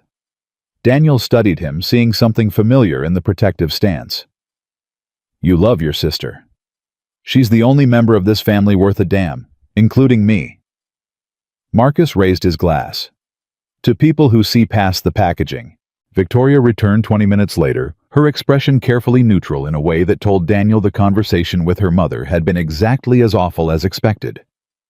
Dance with me, she said, linking her arm through his. I'm not a good dancer. Neither am I. We'll be terrible together. They moved on to the dance floor. Daniel's hand found her waist, the other holding hers carefully. My mother suggested I was throwing my life away on someone unsuitable, Victoria said quietly. I told her that her opinion on my personal life stopped mattering when I turned 18. How'd that go? She threatened to make things difficult for Shaw Development. I reminded her she sits on the board but has no actual authority, and if she tried to interfere out of personal spite, I'd have her removed for breach of fiduciary duty. You fought with your mother over me. I fought with my mother over her trying to control my life. You were just the catalyst. Victoria met his eyes. Victoria met his. I meant what I said, Daniel. I'm done letting other people dictate what's acceptable. I want to build something real with you. If you want that too. Daniel pulled her closer. I want that. But I need you to understand I come with complications. A daughter who will always be my first priority. A past that still wakes me up some nights. A life that's never going to include galas and society events. I'm not asking you to change your life. I'm asking to be part of it. That's the same thing. No, it's not. Victoria's voice was fierce. Changing your life would mean forcing you to fit into my world. Being part of it means I fit into yours. I learn about furniture schedules and preschool pickup times. You don't become someone else. You just let me stand beside you. Daniel thought about that. About Victoria showing up at his workshop with coffee. About her sitting on his floor building block towers with Emma. About the way she'd folded herself into his routine without demanding he reshape it. My mother died when I was 12, he said, surprising himself. My father raised me and my sister on a firefighter's salary. He taught us that worth came from what you contributed, not what you accumulated. He would have liked you. Yeah, he had a saying, judge people by their character when they have nothing to gain. You passed that test the first day we met. So did you. They danced through 2 more songs, oblivious to the crowd, to Catherine's disapproving glare, to Marcus's knowing smile from the bar. Then Daniel's phone vibrated in his pocket. 2 short bursts. Emergency. He pulled it out. Maria's name. Maria, what's wrong? Daniel, don't panic, but Emma had a fall. We're at Seattle General. She's okay, but they want to run some tests. They need parental consent. How fast can you get here? The world narrowed to a single point. 20 minutes. I'm leaving now. He hung up and turned to Victoria, but she'd already read his face. Emma's in the hospital. I have to go. I'll drive. My car's faster. They made it to the valet in 3 minutes. Victoria drove with aggressive precision, weaving through traffic, while Daniel called Maria for details. Emma had been playing on the couch, attempting some kind of acrobatic maneuver with Mr. Whiskers. She'd slipped and hit her head on the coffee table. Conscious the whole time, crying but alert, but Maria had taken her to the ER out of caution. The doctors wanted a CT scan to rule out concussion. By the time they reached the hospital, Daniel was wound tight enough to shatter. Maria met them outside the exam room. I'm so sorry, Daniel. She was right there. And then she just... It's okay. Accidents happen. Where is she? Room 3. The doctor's with her. Daniel pushed through the door. Emma sat on an exam table, holding an ice pack to her forehead, looking small and scared. Her face lit up when she saw him. Daddy! He was across the room in 3 strides, pulling her into his arms, checking her injury automatically. Goose egg above her left eye. Swelling, but no active bleeding. Pupils equal and reactive. Hey, sweetheart, I hear you've been doing gymnastics on the furniture. I was being a superhero, but I fell. Superheroes fall sometimes. That's okay. He pulled back to look at her. How do you feel? My head hurts, and everything's too bright. Classic concussion symptoms. Daniel kept his voice calm. The doctors are going to take some pictures of your head to make sure everything's okay inside. Like an X-ray, but fancier. Will it hurt? Not even a little bit. The doctor appeared, young womankind eyes, calm voice. She explained the CT scan procedure while Daniel signed consent forms with hands that wanted to shake. Victoria stood in the doorway, not intruding, just present. You came too, Emma said, noticing her. Of course I did. Victoria moved closer. I wanted to make sure you were okay. You look like a princess. Are you and Daddy at a ball like in Cinderella? Victoria glanced down at her gown, now rumpled after an hour in an emergency room. We were, but this is much more important. Is Daddy your prince? Something shifted in Victoria's expression. Something like that. Emma considered this, then nodded with the gravity of someone making an important decision. Good. Daddy needs someone to make sure he's not lonely when I grow up. Daniel's throat tightened. You're 4, sweetheart. You're not growing up for a while. But I will eventually. Sophia's sister is in high school and she barely talks to her dad anymore. We'll cross that bridge when we get there. Right now, let's get your head checked. They wheeled Emma away for the CT scan. Daniel paced the small waiting area, while Victoria sat with the patience of someone who understood that some anxieties couldn't be soothed with words. 45 minutes later, the doctor returned with a smile. No fractures, no bleeding, no significant trauma. Mild concussion. We need to monitor her for 24 hours, but she can go home tonight. The relief nearly dropped Daniel to his knees. He sat down hard in a plastic chair. Victoria's hand found his shoulder. She's going to be fine. I know. His voice came out rough. I know. It's just... You thought you might lose her. For about 30 seconds in that car, it was the only thing I could think about. Daniel looked up at her. If something happened to her. It didn't. She's okay. You're okay. I don't feel okay. I feel like I'm one crisis away from falling apart. Victoria crouched down in front of him, taking both his hands. Daniel, look at me. He did. You are the most solid person I've ever met. You've survived things that would have broken most people, and you're still here, still standing, still being an amazing father to that little girl. Her eyes were steady. You're not falling apart. You're just scared. There's a difference. Is there? Yes. Falling apart means you can't function. Being scared means you care so much it hurts. She squeezed his hands. That's not weakness. That's love. Daniel stared at her. At this woman who'd come to a hospital in a ball gown, who'd sat for an hour without complaining, who was now kneeling on a dirty floor, telling him he wasn't weak. I love you, he said. The words came out before he could stop them. Raw, unplanned, true. Victoria's eyes widened. Daniel. I know it's fast.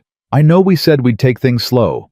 But sitting in that car thinking about Emma, all I could think was that I wanted you there. Not because you could fix anything, but because having you there made it less terrifying. He took a shaky breath.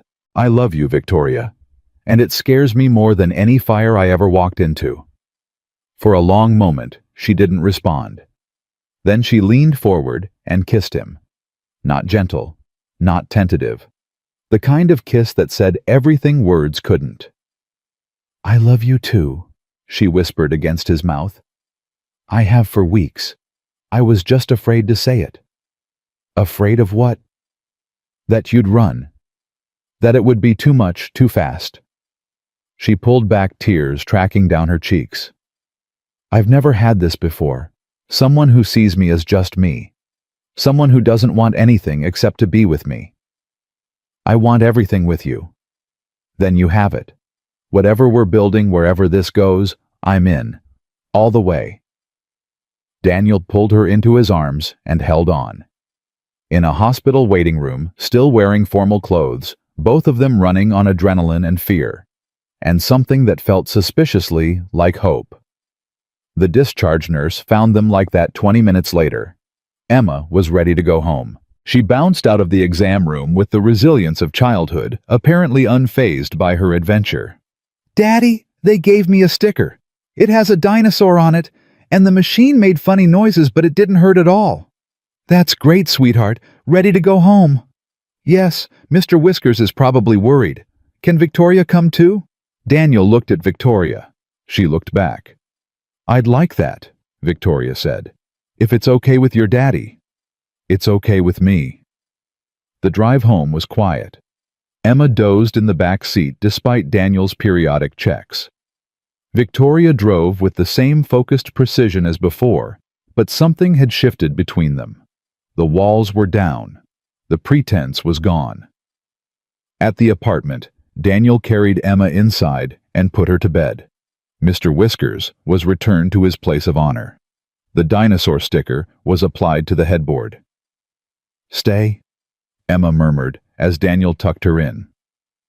Both of you. Please. Daniel looked at Victoria, who stood in the doorway in her rumpled emerald gown. We'll be right here, Daniel said. Promise. Emma was asleep in seconds. Daniel and Victoria retreated to the living room. She kicked off her heels and curled up on his second-hand couch like she belonged there. "Some first date," she said. "We've had worse. Have we, Chul? The coffee shop, the grocery store stalking, the social worker." Daniel sat down beside her, although I guess those weren't technically dates. They felt like something. They felt like you refusing to take no for an answer. I prefer persistent. Victoria leaned against his shoulder. "Daniel. Yeah. I meant what I said. I love you. And I know this is complicated. Our lives, our backgrounds, everything. But I don't want to go back to how things were before. I don't want to pretend I don't feel this." Daniel wrapped an arm around her. "Neither do I." "So what happens now?" "Now we go slow. We figure things out. We make sure Emma's okay with it." He pressed a kiss to her hair. "We stop pretending we're just friends." "I can do that." "And Victoria? Thank you, for tonight, for being here, for not running when things got scary." She tilted her head up to look at him. "I told you, I'm in, all the way." Even if all the way means sitting in emergency rooms and dealing with preschool drama and attending exactly 0 charity galas ever again. Especially then, she smiled. Although we might have to do 1 gala a year. Tax purposes. I'll survive. You'll more than survive. You'll wear that suit and tell off my mother and make every man in the room jealous. Is that what happened tonight? That's exactly what happened tonight. Victoria's eyes were soft. You were magnificent. Completely out of your element, surrounded by sharks, and you still stood your ground.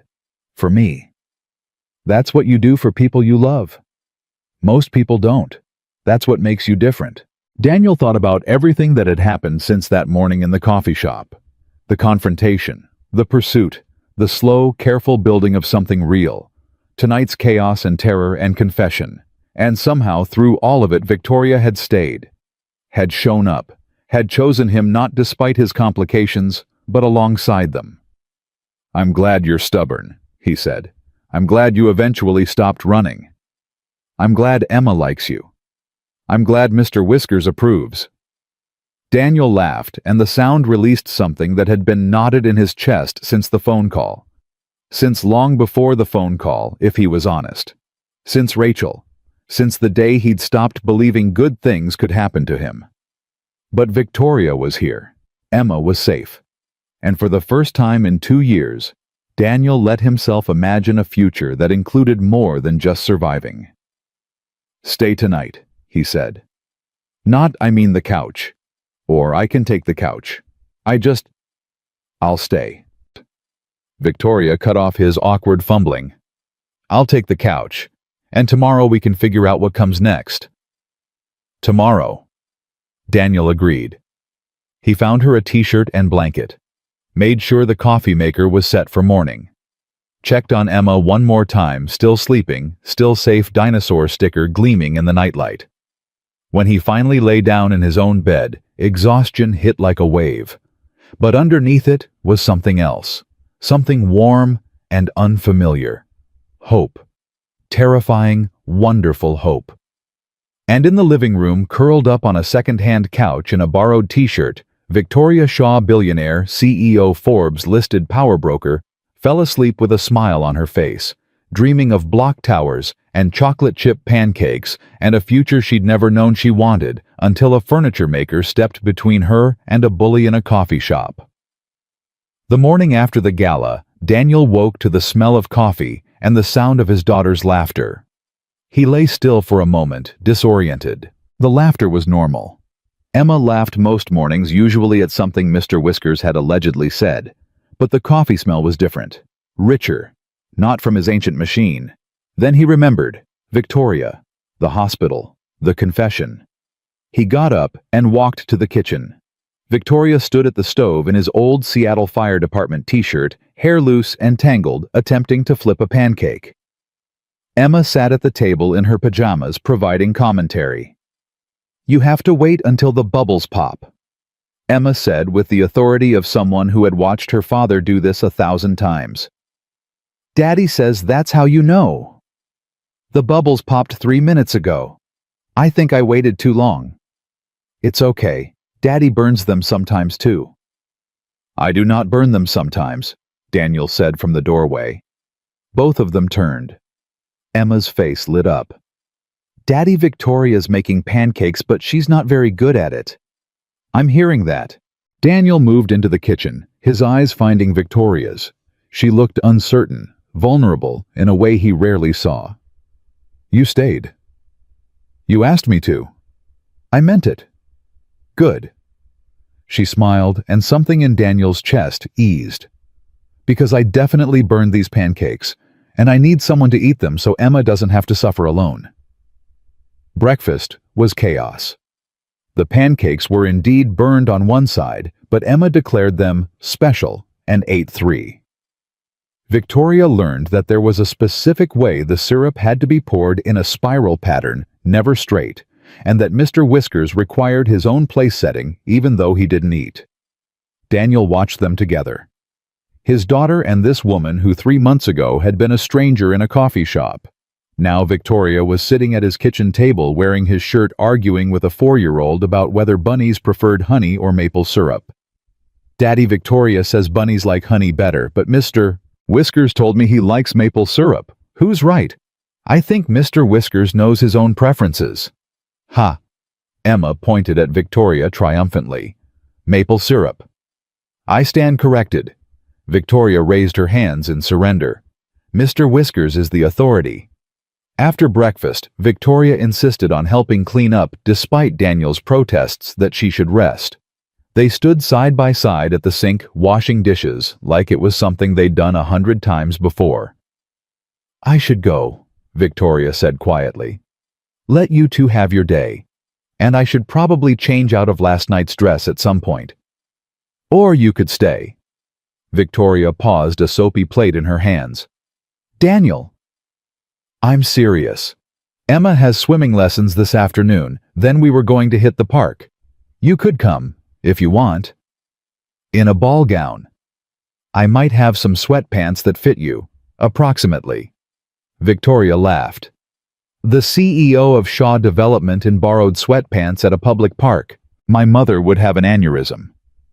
Is that a no? She set down the plate and turned to face him, suds still on her fingers. It's a yes. It's absolutely a yes. The sweatpants were too long, and the hoodie swallowed her, but Victoria wore them to Emma's swimming lesson without complaint. She sat in the bleachers next to Daniel, watching Emma paddle enthusiastically, if not skillfully, and something about the ordinariness of it made Daniel's chest tight. This is nice, Victoria said, sitting on uncomfortable plastic seats watching a 4-year-old try not to drown. Being normal, doing regular things that regular people do. She leaned against his shoulder. I've never really had this. What do you mean? My childhood was structured. Lessons, appearances, expectations. Even my free time had an agenda, and my adult life has been the same. Meetings, galas, strategic social engagements. She watched Emma splash her instructor. I've never just sat and watched someone I care about do something ordinary. Daniel took her hand. Get used to it. We're very boring people. I love boring. Boring is wonderful. After swimming, they went to the park. Emma ran ahead to the swings while Daniel and Victoria followed at a slower pace, hands still linked. I've been thinking, Victoria said, about work, about my life. Thinking what? That I don't want to do it anymore. Not the way I've been doing it. Daniel stopped walking. What does that mean? I built Shaw Development to prove something. To my father, to my mother, to everyone who said I couldn't. Victoria's voice was steady, but there was something underneath it. Resolution. Decision. But I proved it a long time ago. Now I'm just maintaining.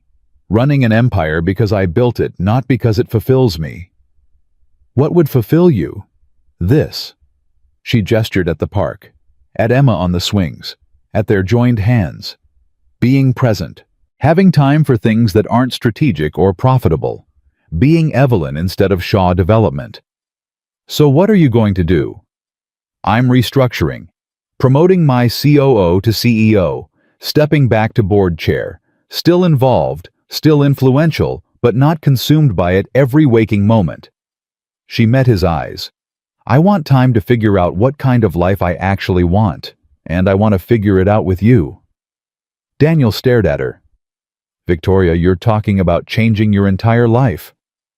I'm talking about choosing my life. For the first time ever.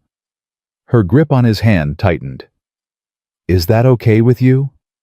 Is it okay with me that you want to spend more time with me and Emma? That you want to stop working 80-hour weeks? That you want to do normal things like watch swimming lessons and go to parks? Yes. Let me think about it. Daniel pulled her closer. Okay, I've thought about it. Yes, it's okay with me. Victoria laughed that real laugh that transformed her face and kissed him in the middle of the park in borrowed sweatpants while Emma shouted encouragement from the swings. Daddy and Victoria are kissing. That means they're in love.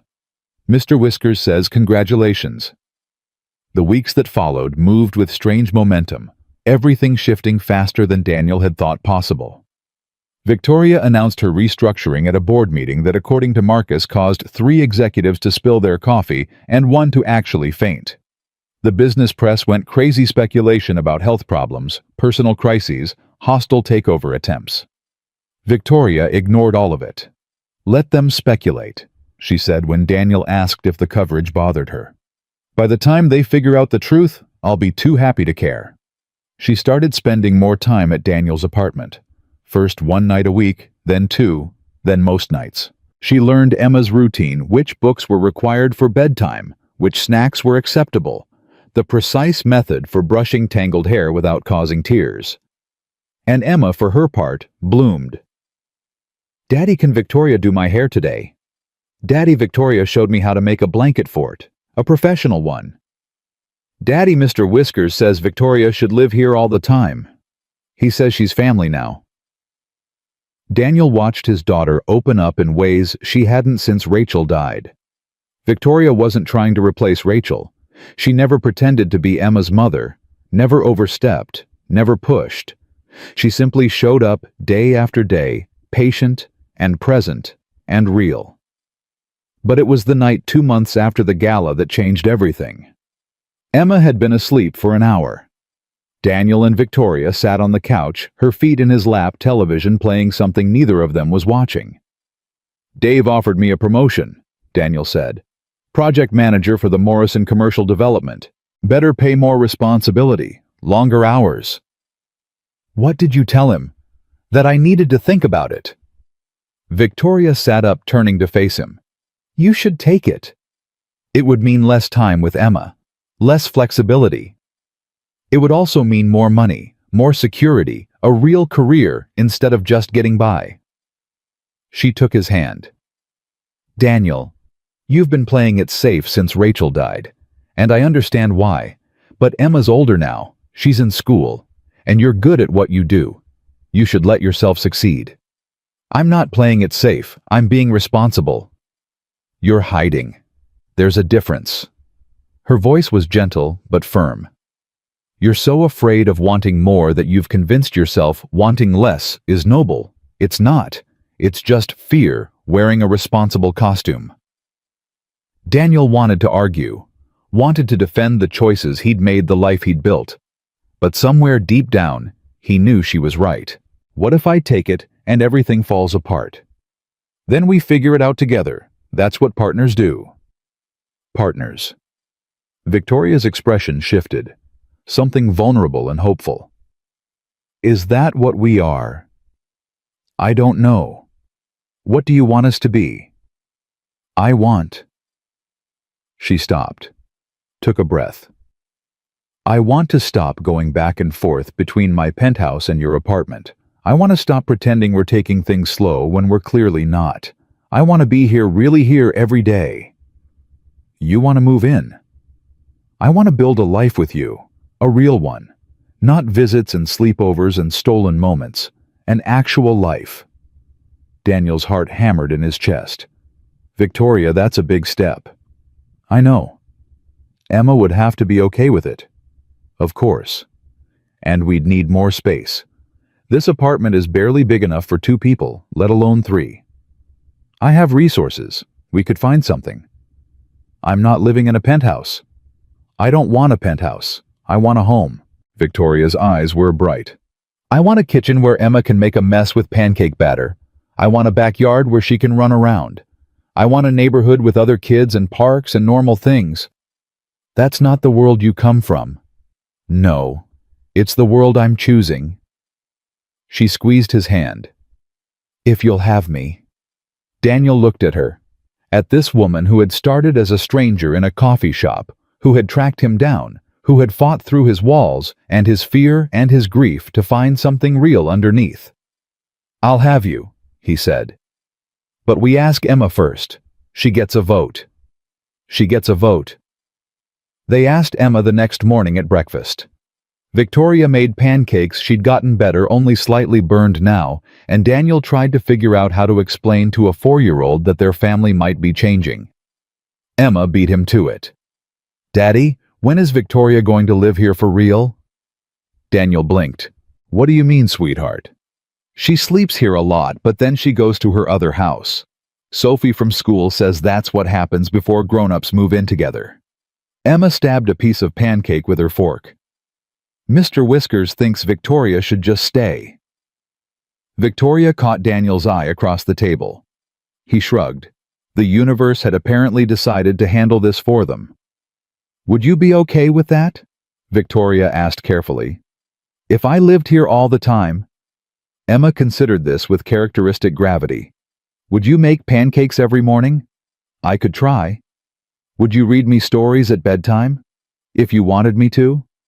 Would you help Daddy not be so sad when he thinks about Mommy? Daniel's throat tightened. Victoria's eyes glistened. I would do my best, Victoria said quietly. But sweetie, I wouldn't be trying to replace your mommy. No one could ever do that. I would just be Victoria, someone who loves you and your daddy and wants to be part of your family. Daddy still loves Mommy, right? Forever, Daniel said. That never changes. But he can love Victoria too. Yes, different kinds of love, both real. Emma processed this with the focused intensity she brought to all important decisions. Mr. Whiskers was consulted. The remaining pancake was examined for answers. Finally, she nodded. Okay, Victoria can live with us, but she has to learn to make pancakes better, and she can't take my room. Victoria laughed through tears. I promise. Better pancakes and your room stays yours. Deal. Emma extended her small hand. Victoria shook it solemnly. Daniel watched them, his daughter, and the woman he loved, making a pact over burned pancakes, and felt something shift in his chest. Not the lifting of grief that never fully lifted, but the settling of something new alongside it. Hope. Possibility. Future. They found a house in March. Not a penthouse, not a mansion. A solid craftsman in a good school district with a backyard big enough for Emma's increasingly elaborate adventures and a workshop where Daniel could build furniture on weekends. Victoria sold her penthouse without hesitation. Daniel gave notice on the apartment that had sheltered him through his darkest years. Moving day was chaos. Emma insisted on personally supervising the relocation of every single toy. Victoria discovered she'd accumulated an absurd amount of corporate gift baskets she'd never opened. Daniel's furniture looked different in a real house, more substantial, more permanent. Dave and Maria came to help, bringing sandwiches and their own chaos. Marcus showed up unexpectedly with a housewarming gift, a truly hideous abstract painting that he insisted would add character. It looks like someone spilled wine on a cat, Daniel said. It cost $40,000. It still looks like someone spilled wine on a cat. That's what makes it art. By evening, the basics were unpacked. Emma had claimed her room, the one with the window facing the old oak tree in the backyard, and declared it perfect. Victoria had organized the kitchen with frightening efficiency. Daniel had set up their bed, the first bed they'd share in a house that was theirs. "We did it," Victoria said, leaning against him in their new living room. Boxes everywhere, furniture in wrong places, everything a mess. "We actually did it." "Did you think we wouldn't?" "I thought I might wake up and discover I'd imagined the whole thing." She wrapped her arms around his waist. Billionaire CEO falls in love with furniture maker, gives up penthouse for craftsman house in the suburbs, learns to make pancakes badly. It sounds like a fever dream. Better than reality TV? Much better. She tilted her head up. "Kiss me." He did. Long and slow, the kind of kiss that said home, and finally, and always. "Daddy, Victoria, Mr. Whiskers wants to see the backyard." They broke apart laughing. "Duty calls," Daniel said. "Always." Victoria took his hand. "Let's go show Mr. Whiskers his new kingdom." The backyard exploration lasted until dark. Emma declared the oak tree perfect for a future treehouse. "When I'm bigger, Daddy, you can build it, you build everything." And Mr. Whiskers approved of the flower beds Victoria planned to plant. After Emma was in bed, exhausted from the excitement, Daniel and Victoria sat on their back porch. Their porch, in their house, watching stars emerge above their yard. "I talked to my mother today," Victoria said. "How'd that go?" "She's still not speaking to me, but she sent a passive-aggressive congratulations card through Marcus." Victoria laughed. It said, "Best wishes on your new home." She underlined "new" 3 times. What does that mean? It means she thinks I've downgraded my life and she wants me to know she disapproves. Victoria leaned her head on Daniel's shoulder. She doesn't understand that this is an upgrade, that having less space but more love is actually having more. She might come around eventually. Maybe, or maybe not. Either way, I'm done letting her approval determine my happiness. They sat in comfortable silence. Daniel thought about everything that had led to this moment. A random encounter in a coffee shop. A man who wouldn't take no for an answer. A decision to step between a stranger and trouble. If he'd looked away that morning. If he'd decided it wasn't his business. If he'd protected his careful routine instead of acting on instinct. "I almost didn't help you," he said. Victoria lifted her head. "What?" "That morning, in Harbor Coffee. I saw what was happening, and for a second, just a second, I thought about walking away, about not getting involved, about keeping my head down and my life simple. But you didn't." "No, I didn't." Daniel met her eyes. "And now, here we are." "Here we are." Victoria touched his face. "Why didn't you walk away, I mean?" Daniel thought about it. About the years of firefighting. About Rachel, about Emma, about all the moments that had shaped him into someone who moved toward trouble instead of away from it. "Because that's not who I am," he said finally.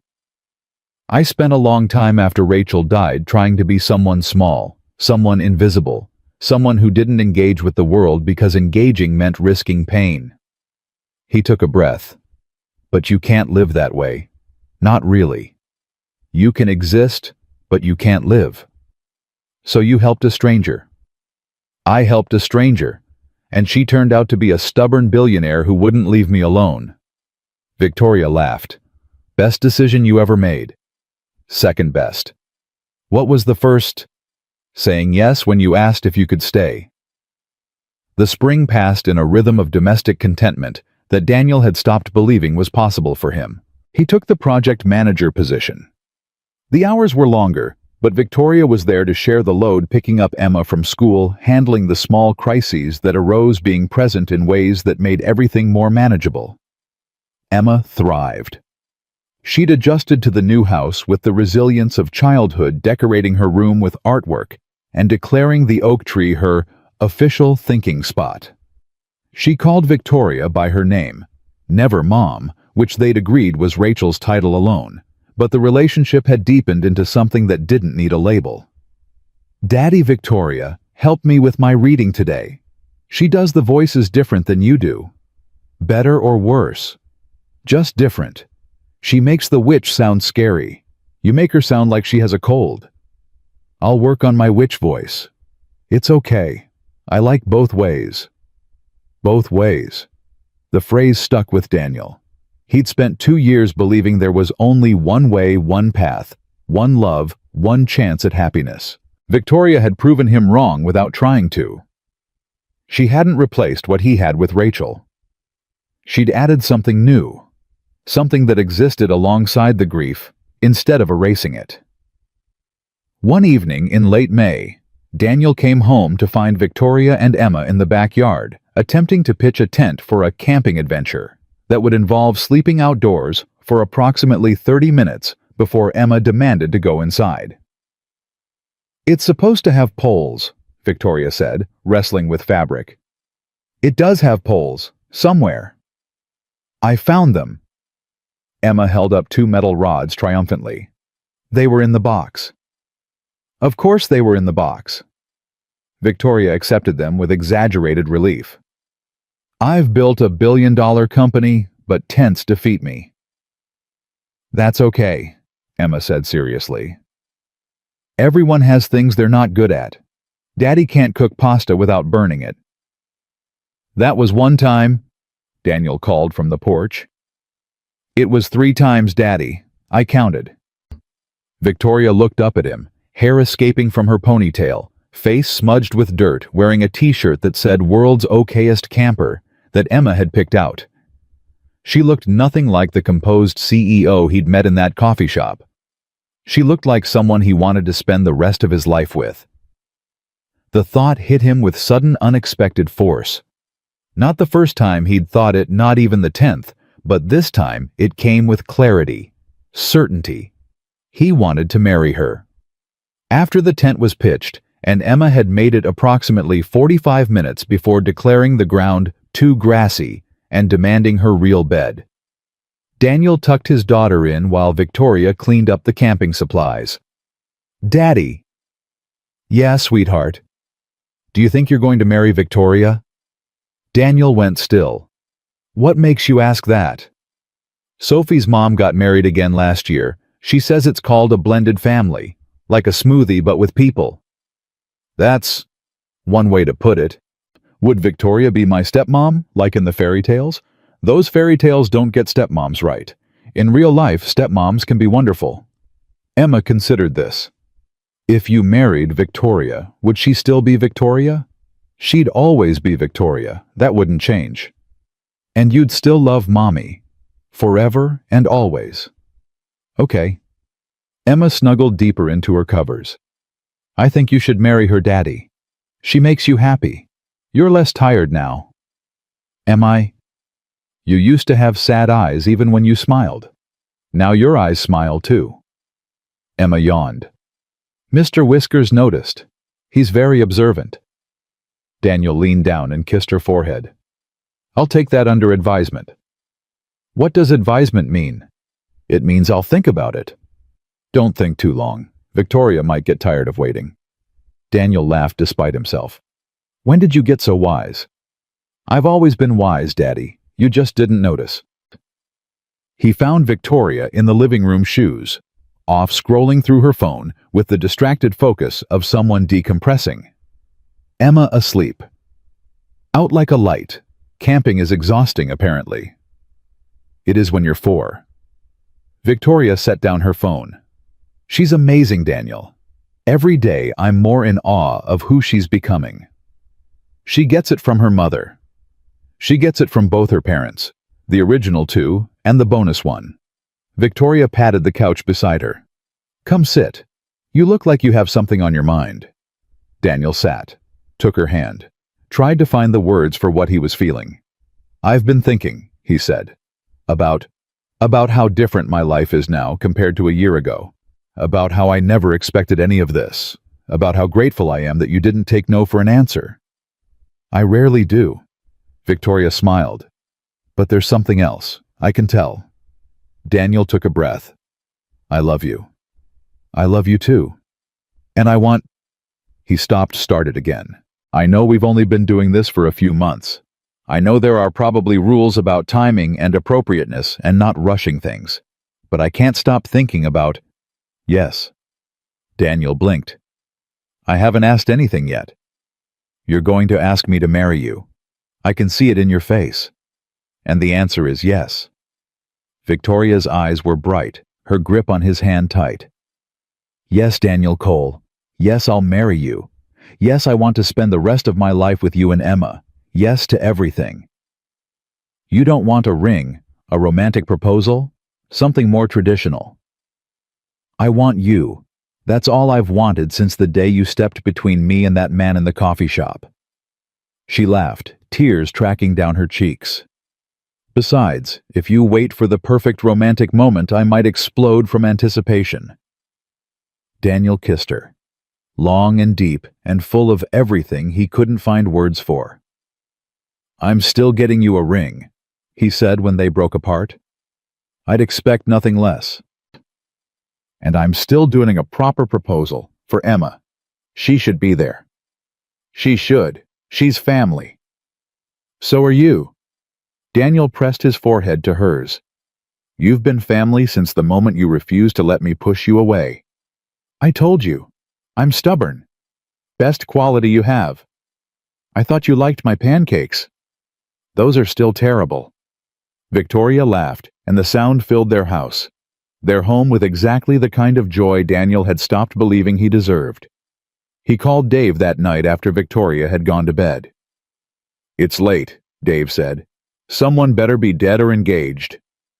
"Engaged?" Silence. Then, "For real.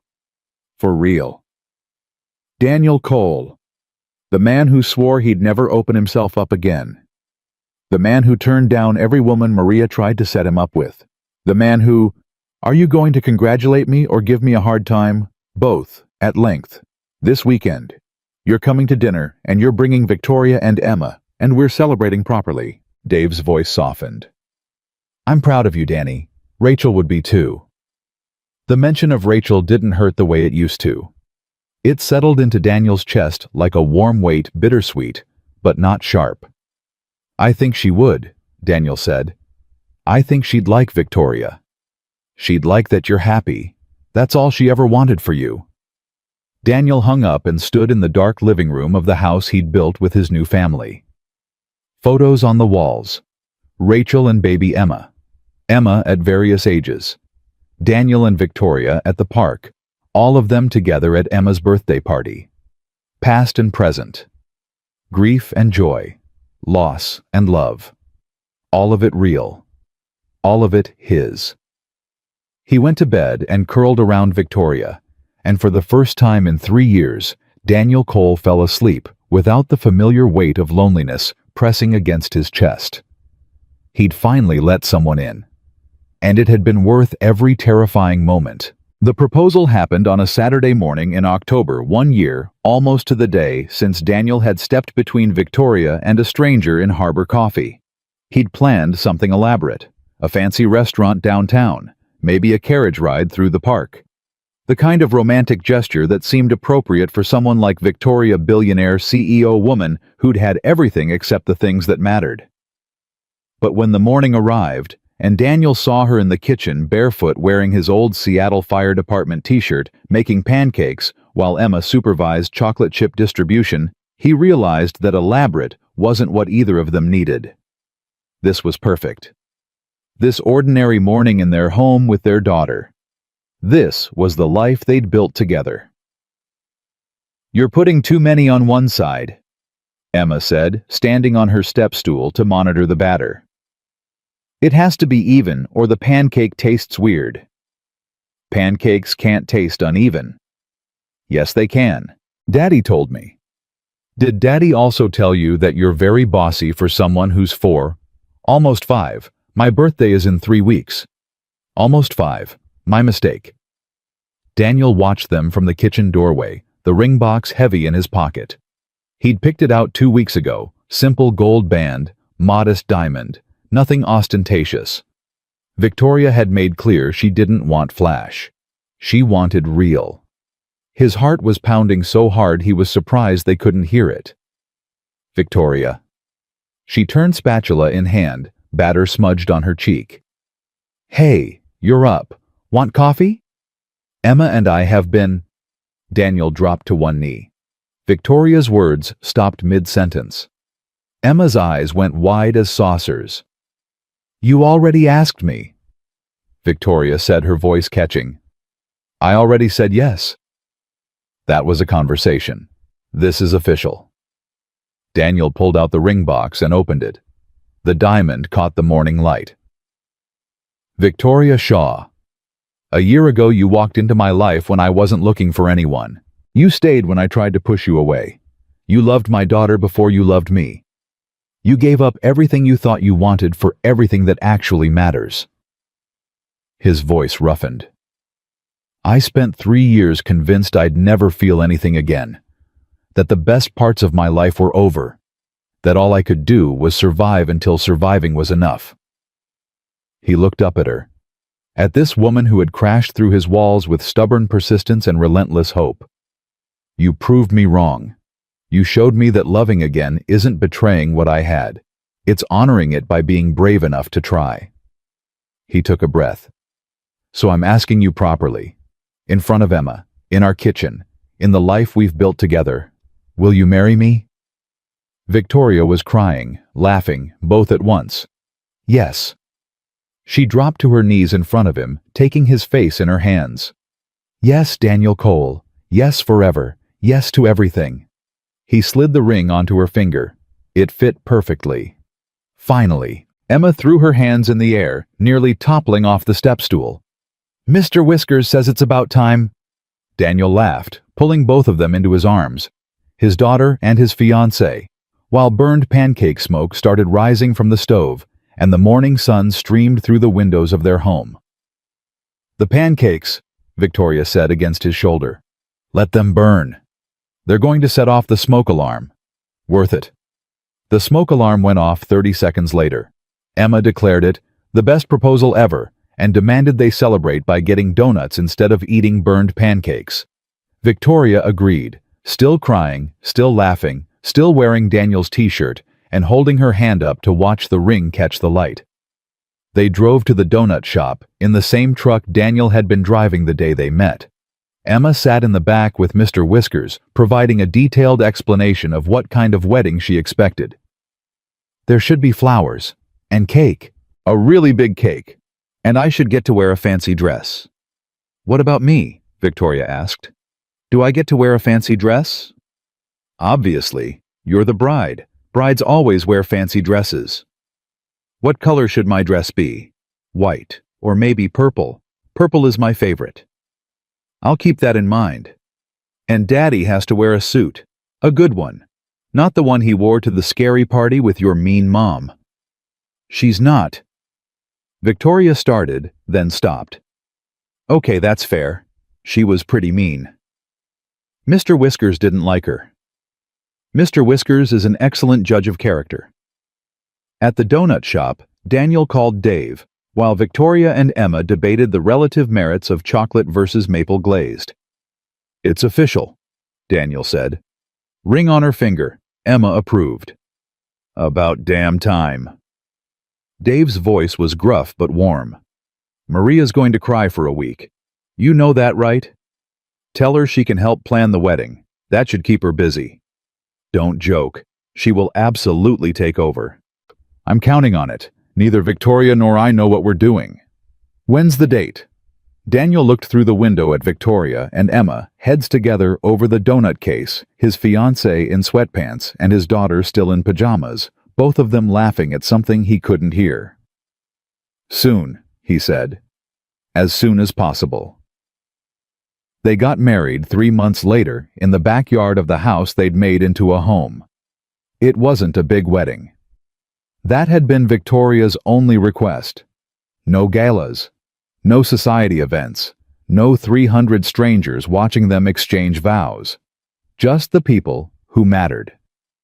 Dave served as best man, delivering a toast that made everyone laugh and cry in equal measure.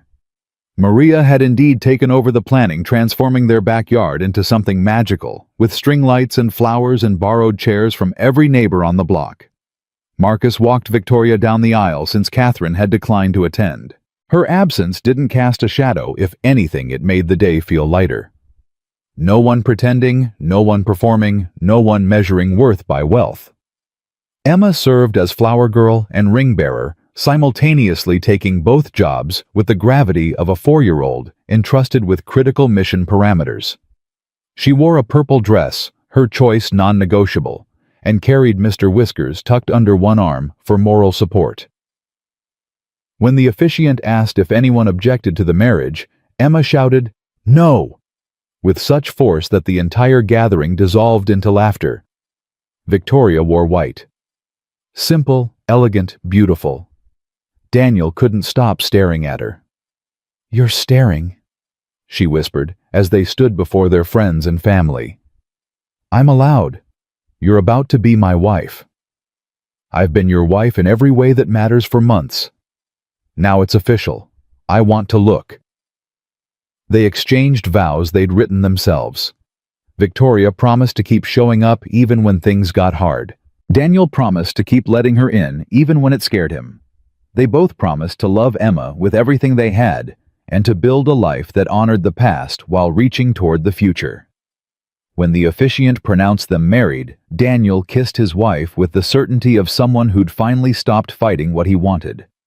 The reception was small and warm. Good food, better company. Daniel danced with Victoria to a song Rachel had loved, feeling no conflict between honoring his past and celebrating his present. He danced with Emma too, lifting her so her feet rested on his shoes the way he used to do when she was smaller. "I'm really glad you married Victoria," Emma whispered against his shoulder. "Me too, sweetheart."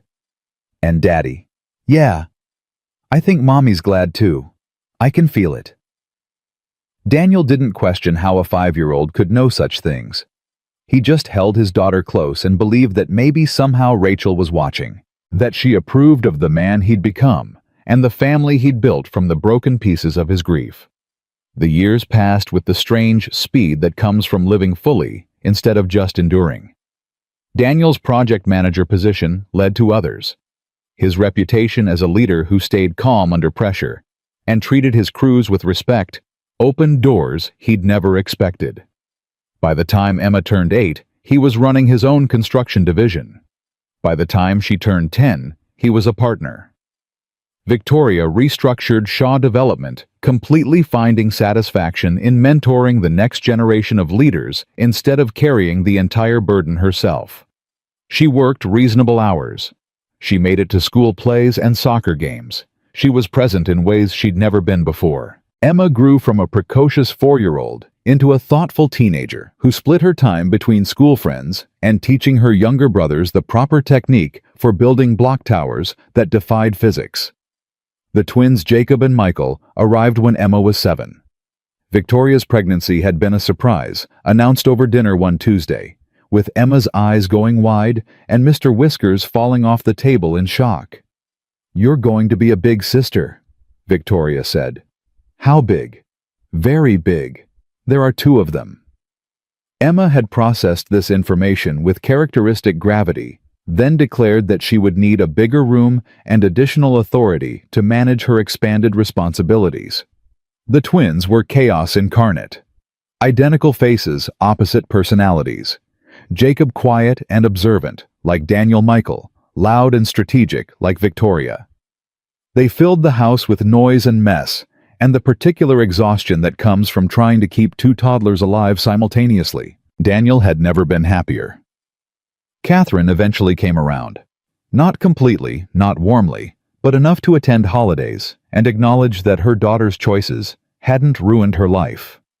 The first time she held one of the twins, something in her expression shifted a crack in the armor, the faintest hint that maybe family meant more than she'd allowed herself to admit.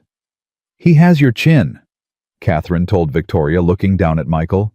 "He has Daniel's stubbornness." That might be useful. The world needs stubborn people. It wasn't an apology. It wasn't reconciliation. But it was something. On a warm evening in June, 15 years after that first meeting in Harbor Coffee, Daniel sat on his back porch, watching his family. Emma was home from her first year of college, arguing good-naturedly with the twins about whether superheroes could actually exist given the laws of physics. She'd grown into an extraordinary young woman. Rachel's eyes, Daniel's quiet strength, and Victoria's fierce determination. She was studying architecture, dreaming of building things that would outlast her. Victoria was in her garden, a hobby she'd taken up 5 years ago, and pursued with the same intensity she'd once brought to corporate acquisitions. Her hands were dirty. Her hair was gray at the temples, and she was laughing at something Marcus had said. He visited often now, bringing his partner and their adopted daughter to family dinners that had become tradition. Daniel watched them all, his wife, his children, his extended family, and felt something he'd stopped believing was possible for him. Peace. Not the absence of problems. Not perfection. Just the quiet certainty that he was exactly where he was supposed to be. Victoria finished her gardening and walked over to join him, settling into the chair at his side with a glass of wine. She was 56 now, silver threading through dark hairlines around eyes that had seen everything from boardrooms to emergency rooms. She'd never looked more beautiful. "You're thinking loud thoughts," she said. "Just remembering." "Remembering what?" Daniel took her hand.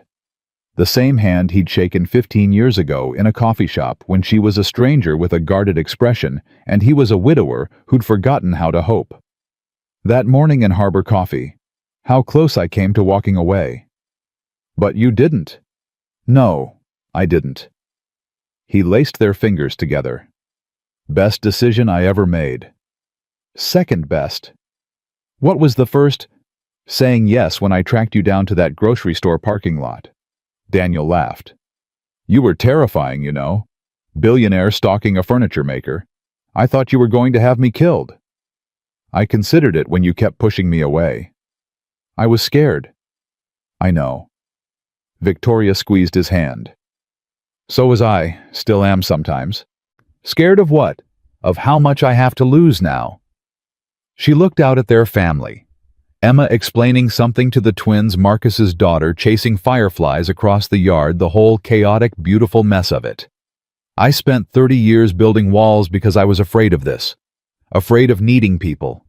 Afraid of what happens when you love someone and they leave." "Rachel left," Daniel said quietly. "Not by choice, but she left. And it nearly destroyed me." "How did you survive it?" Daniel thought about the question. About the dark months after Rachel died. About the slow, painful process of learning to function again. About Emma's face in the morning, needing him to get up, needing him to keep going. "I survived because I had to. Because Emma needed me. Because giving up would have meant letting Rachel down." He paused.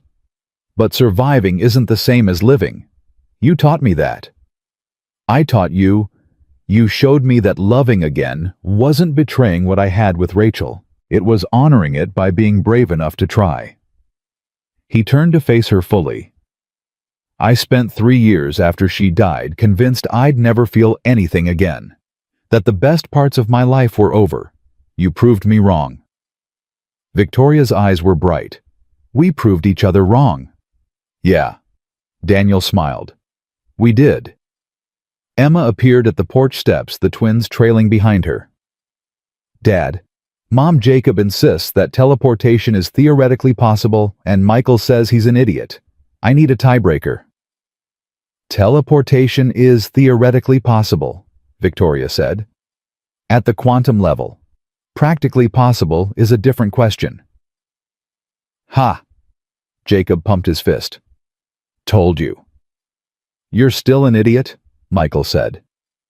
"Theoretically possible doesn't count." "It absolutely counts." "Children," Daniel said, using his command voice. Both twins stopped immediately. Emma grinned. She was too old to respond to the command voice now, but she still appreciated seeing it work on her brothers. "Your mother is right. Theoretically possible is different from practically possible. Both of you are partially correct. Now go back to arguing about something else." The twins departed, already bickering about the validity of partial correctness. Emma lingered. "You guys are being nostalgic again," she said. I can tell by your faces." "We're allowed," Victoria said. "We're old." "You're not old. You're distinguished." "That's what old people tell themselves." Emma sat down on the porch steps, legs folded underneath her. Mr. Whiskers, threadbare, now one ear barely attached but still loved, sat beside her. "I was thinking about Mom today," Emma said quietly. Daniel's breath caught. Emma didn't talk about Rachel often, not because she didn't remember, but because the memories lived in a private place she didn't share easily. "What about her?" Daniel asked.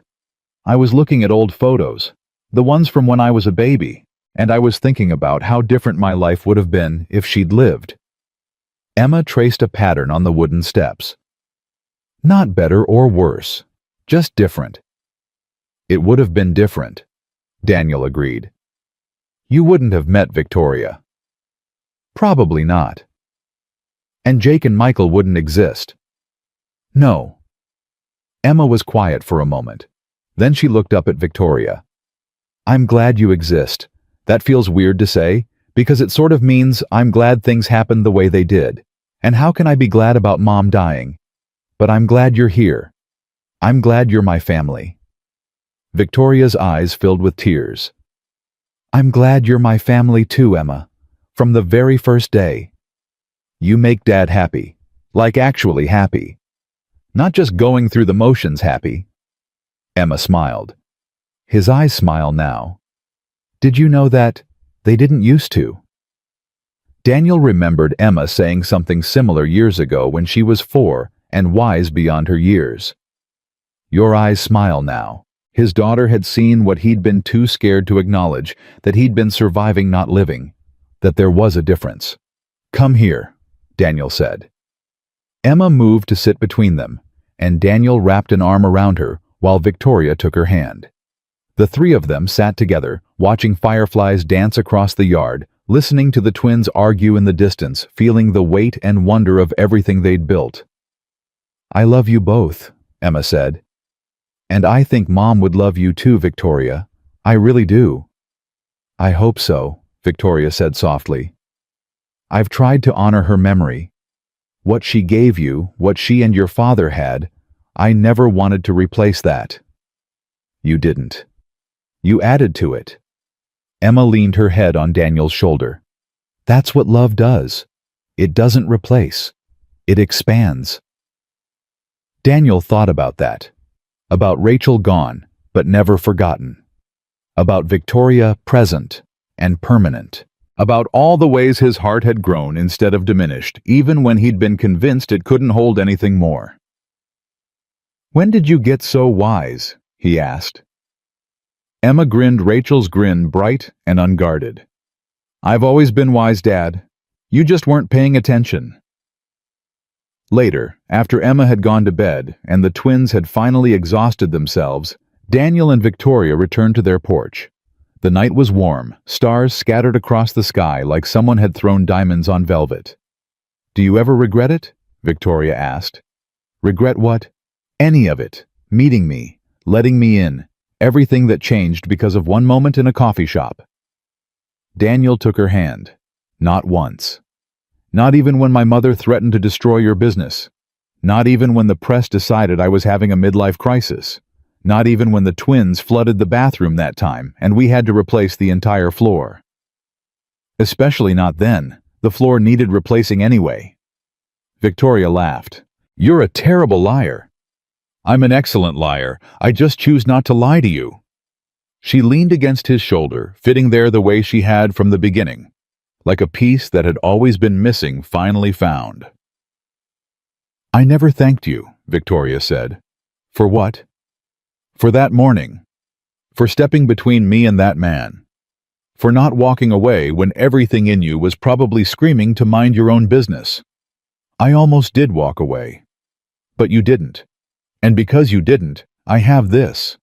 She gestured at the house, the yard, the life they'd built. "All of it. Because one man decided that basic human decency was worth the risk." Daniel thought about the word. Risk.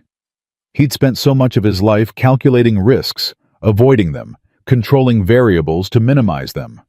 And then Victoria had crashed into his world and forced him to take the biggest risk of all, letting someone in. "I used to think love was something you could lose," he said. "That if you loved once and lost, that was your chance. Used up, gone. What do you think now?" "I think love is more like a fire. It can burn you, yes, but it can also warm you, light your way, keep you alive when everything else is dark." He turned to look at her. "You were my light, Victoria. When I couldn't find my way out of the grief, when I was just going through the motions you showed me, there was still something worth reaching for." "You showed me too," she said. "I had everything: money, power, success, and I was so lonely I couldn't breathe. You taught me that connection doesn't have to be transactional, that some people are exactly who they appear to be. Basic human decency. There's nothing basic about it, not in my experience." They sat in comfortable silence, watching the stars, feeling the weight of 15 years, and the lightness of knowing they had many more ahead. The next morning, Daniel and Victoria drove to Harbor Coffee. It was something they did every year on the anniversary of their meeting, a pilgrimage to the place where everything started. The shop hadn't changed much. Same worn furniture, same creaky floor, same smell of coffee and possibility. They sat at the same table where they'd had their first real conversation years ago, when Victoria was an enigma and Daniel was a wall. 15 years, Victoria said, holding her cappuccino. "Sometimes it feels like yesterday. Sometimes it feels like we've always been together." "Both can be true." Daniel reached across the table and took her hand. The same hand he'd shaken that first day when she'd introduced herself as Victoria, and he'd wanted nothing except to escape. "Thank you," he said. "For what?" "For being stubborn. For not taking no for an answer. For seeing something in me that I couldn't see in myself." Victoria smiled. "Thank you for stepping up. For being exactly who you appeared to be. For letting me in even when it terrified you." "It still terrifies me sometimes." "Me too." She squeezed his hand. "But that's how we know it matters." They finished their coffee and walked out into the Seattle morning.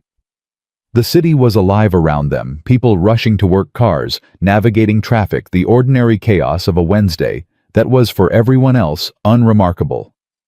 But for Daniel and Victoria, it was everything. A celebration of what they'd built, what they'd survived, what they'd become together. They walked hand in hand down the street where Daniel had once driven away, without looking back, thinking that was the end of the story. It hadn't been the end. It had been the beginning. Daniel Cole had started out trying to protect himself by keeping the world at arm's length. He'd built walls so high, he'd forgotten what it felt like to let anyone climb them. He'd convinced himself that survival was enough, that getting through each day without falling apart was the most he could hope for. And then a woman in a gray coat had refused to be ignored, had tracked him down, challenged his assumptions, broken through every barrier he'd constructed, had shown him that letting someone in wasn't weakness, it was the bravest thing a person could do. Now, 15 years later, Daniel had a wife who loved him fiercely, a daughter who'd grown into someone extraordinary, 2 sons who filled his life with chaos and joy, a home that echoed with laughter, a career he was proud of, a future that felt full of possibility. He had everything he'd been afraid to want. And it had all started with one simple choice: to step forward instead of walking away. Victoria stopped walking and turned to face him. "What are you thinking about?" "About how one moment can change everything. About how scary it was to let you in. About how grateful I am that I did." "Any regrets?" Daniel looked at his wife, at the gray in her hair and the lines around her eyes, and the smile that still made his heart skip after 15 years. "Not a single one," he said. "Not ever." He kissed her on a Seattle sidewalk the same way he had 1,000 times before, and would 1,000 times again. And when they walked home together, he didn't look back at Harbor Coffee. He didn't need to. The past was where it belonged, honored, remembered, treasured. But the future was in front of him, holding his hand, walking beside him toward whatever came next. Daniel Cole had lost the love of his life once. He'd been convinced it meant he'd lost his chance at happiness forever. He'd been wrong. Because love wasn't a one-time thing. It wasn't a finite resource that ran out when you used it up. It was a choice made over and over to let someone in despite the fear. To be brave even when everything inside you screamed to hide. Daniel had made that choice 15 years ago in a coffee shop when he'd stepped between a stranger and trouble. He made it again, every day, every time he chose connection over isolation, vulnerability over walls, love over fear. And he would keep making it for the rest of his life. Because that was the secret no one had told him when Rachel died, that the heart didn't have a limit on love. That grief and joy could exist together. That letting someone new in didn't mean letting go of what came before. It just meant you were brave enough to keep living. Daniel Cole, the widowed firefighter who'd built walls so high he'd forgotten what light looked like, had finally learned to let the light in. And it had been worth every terrifying, beautiful, impossible moment.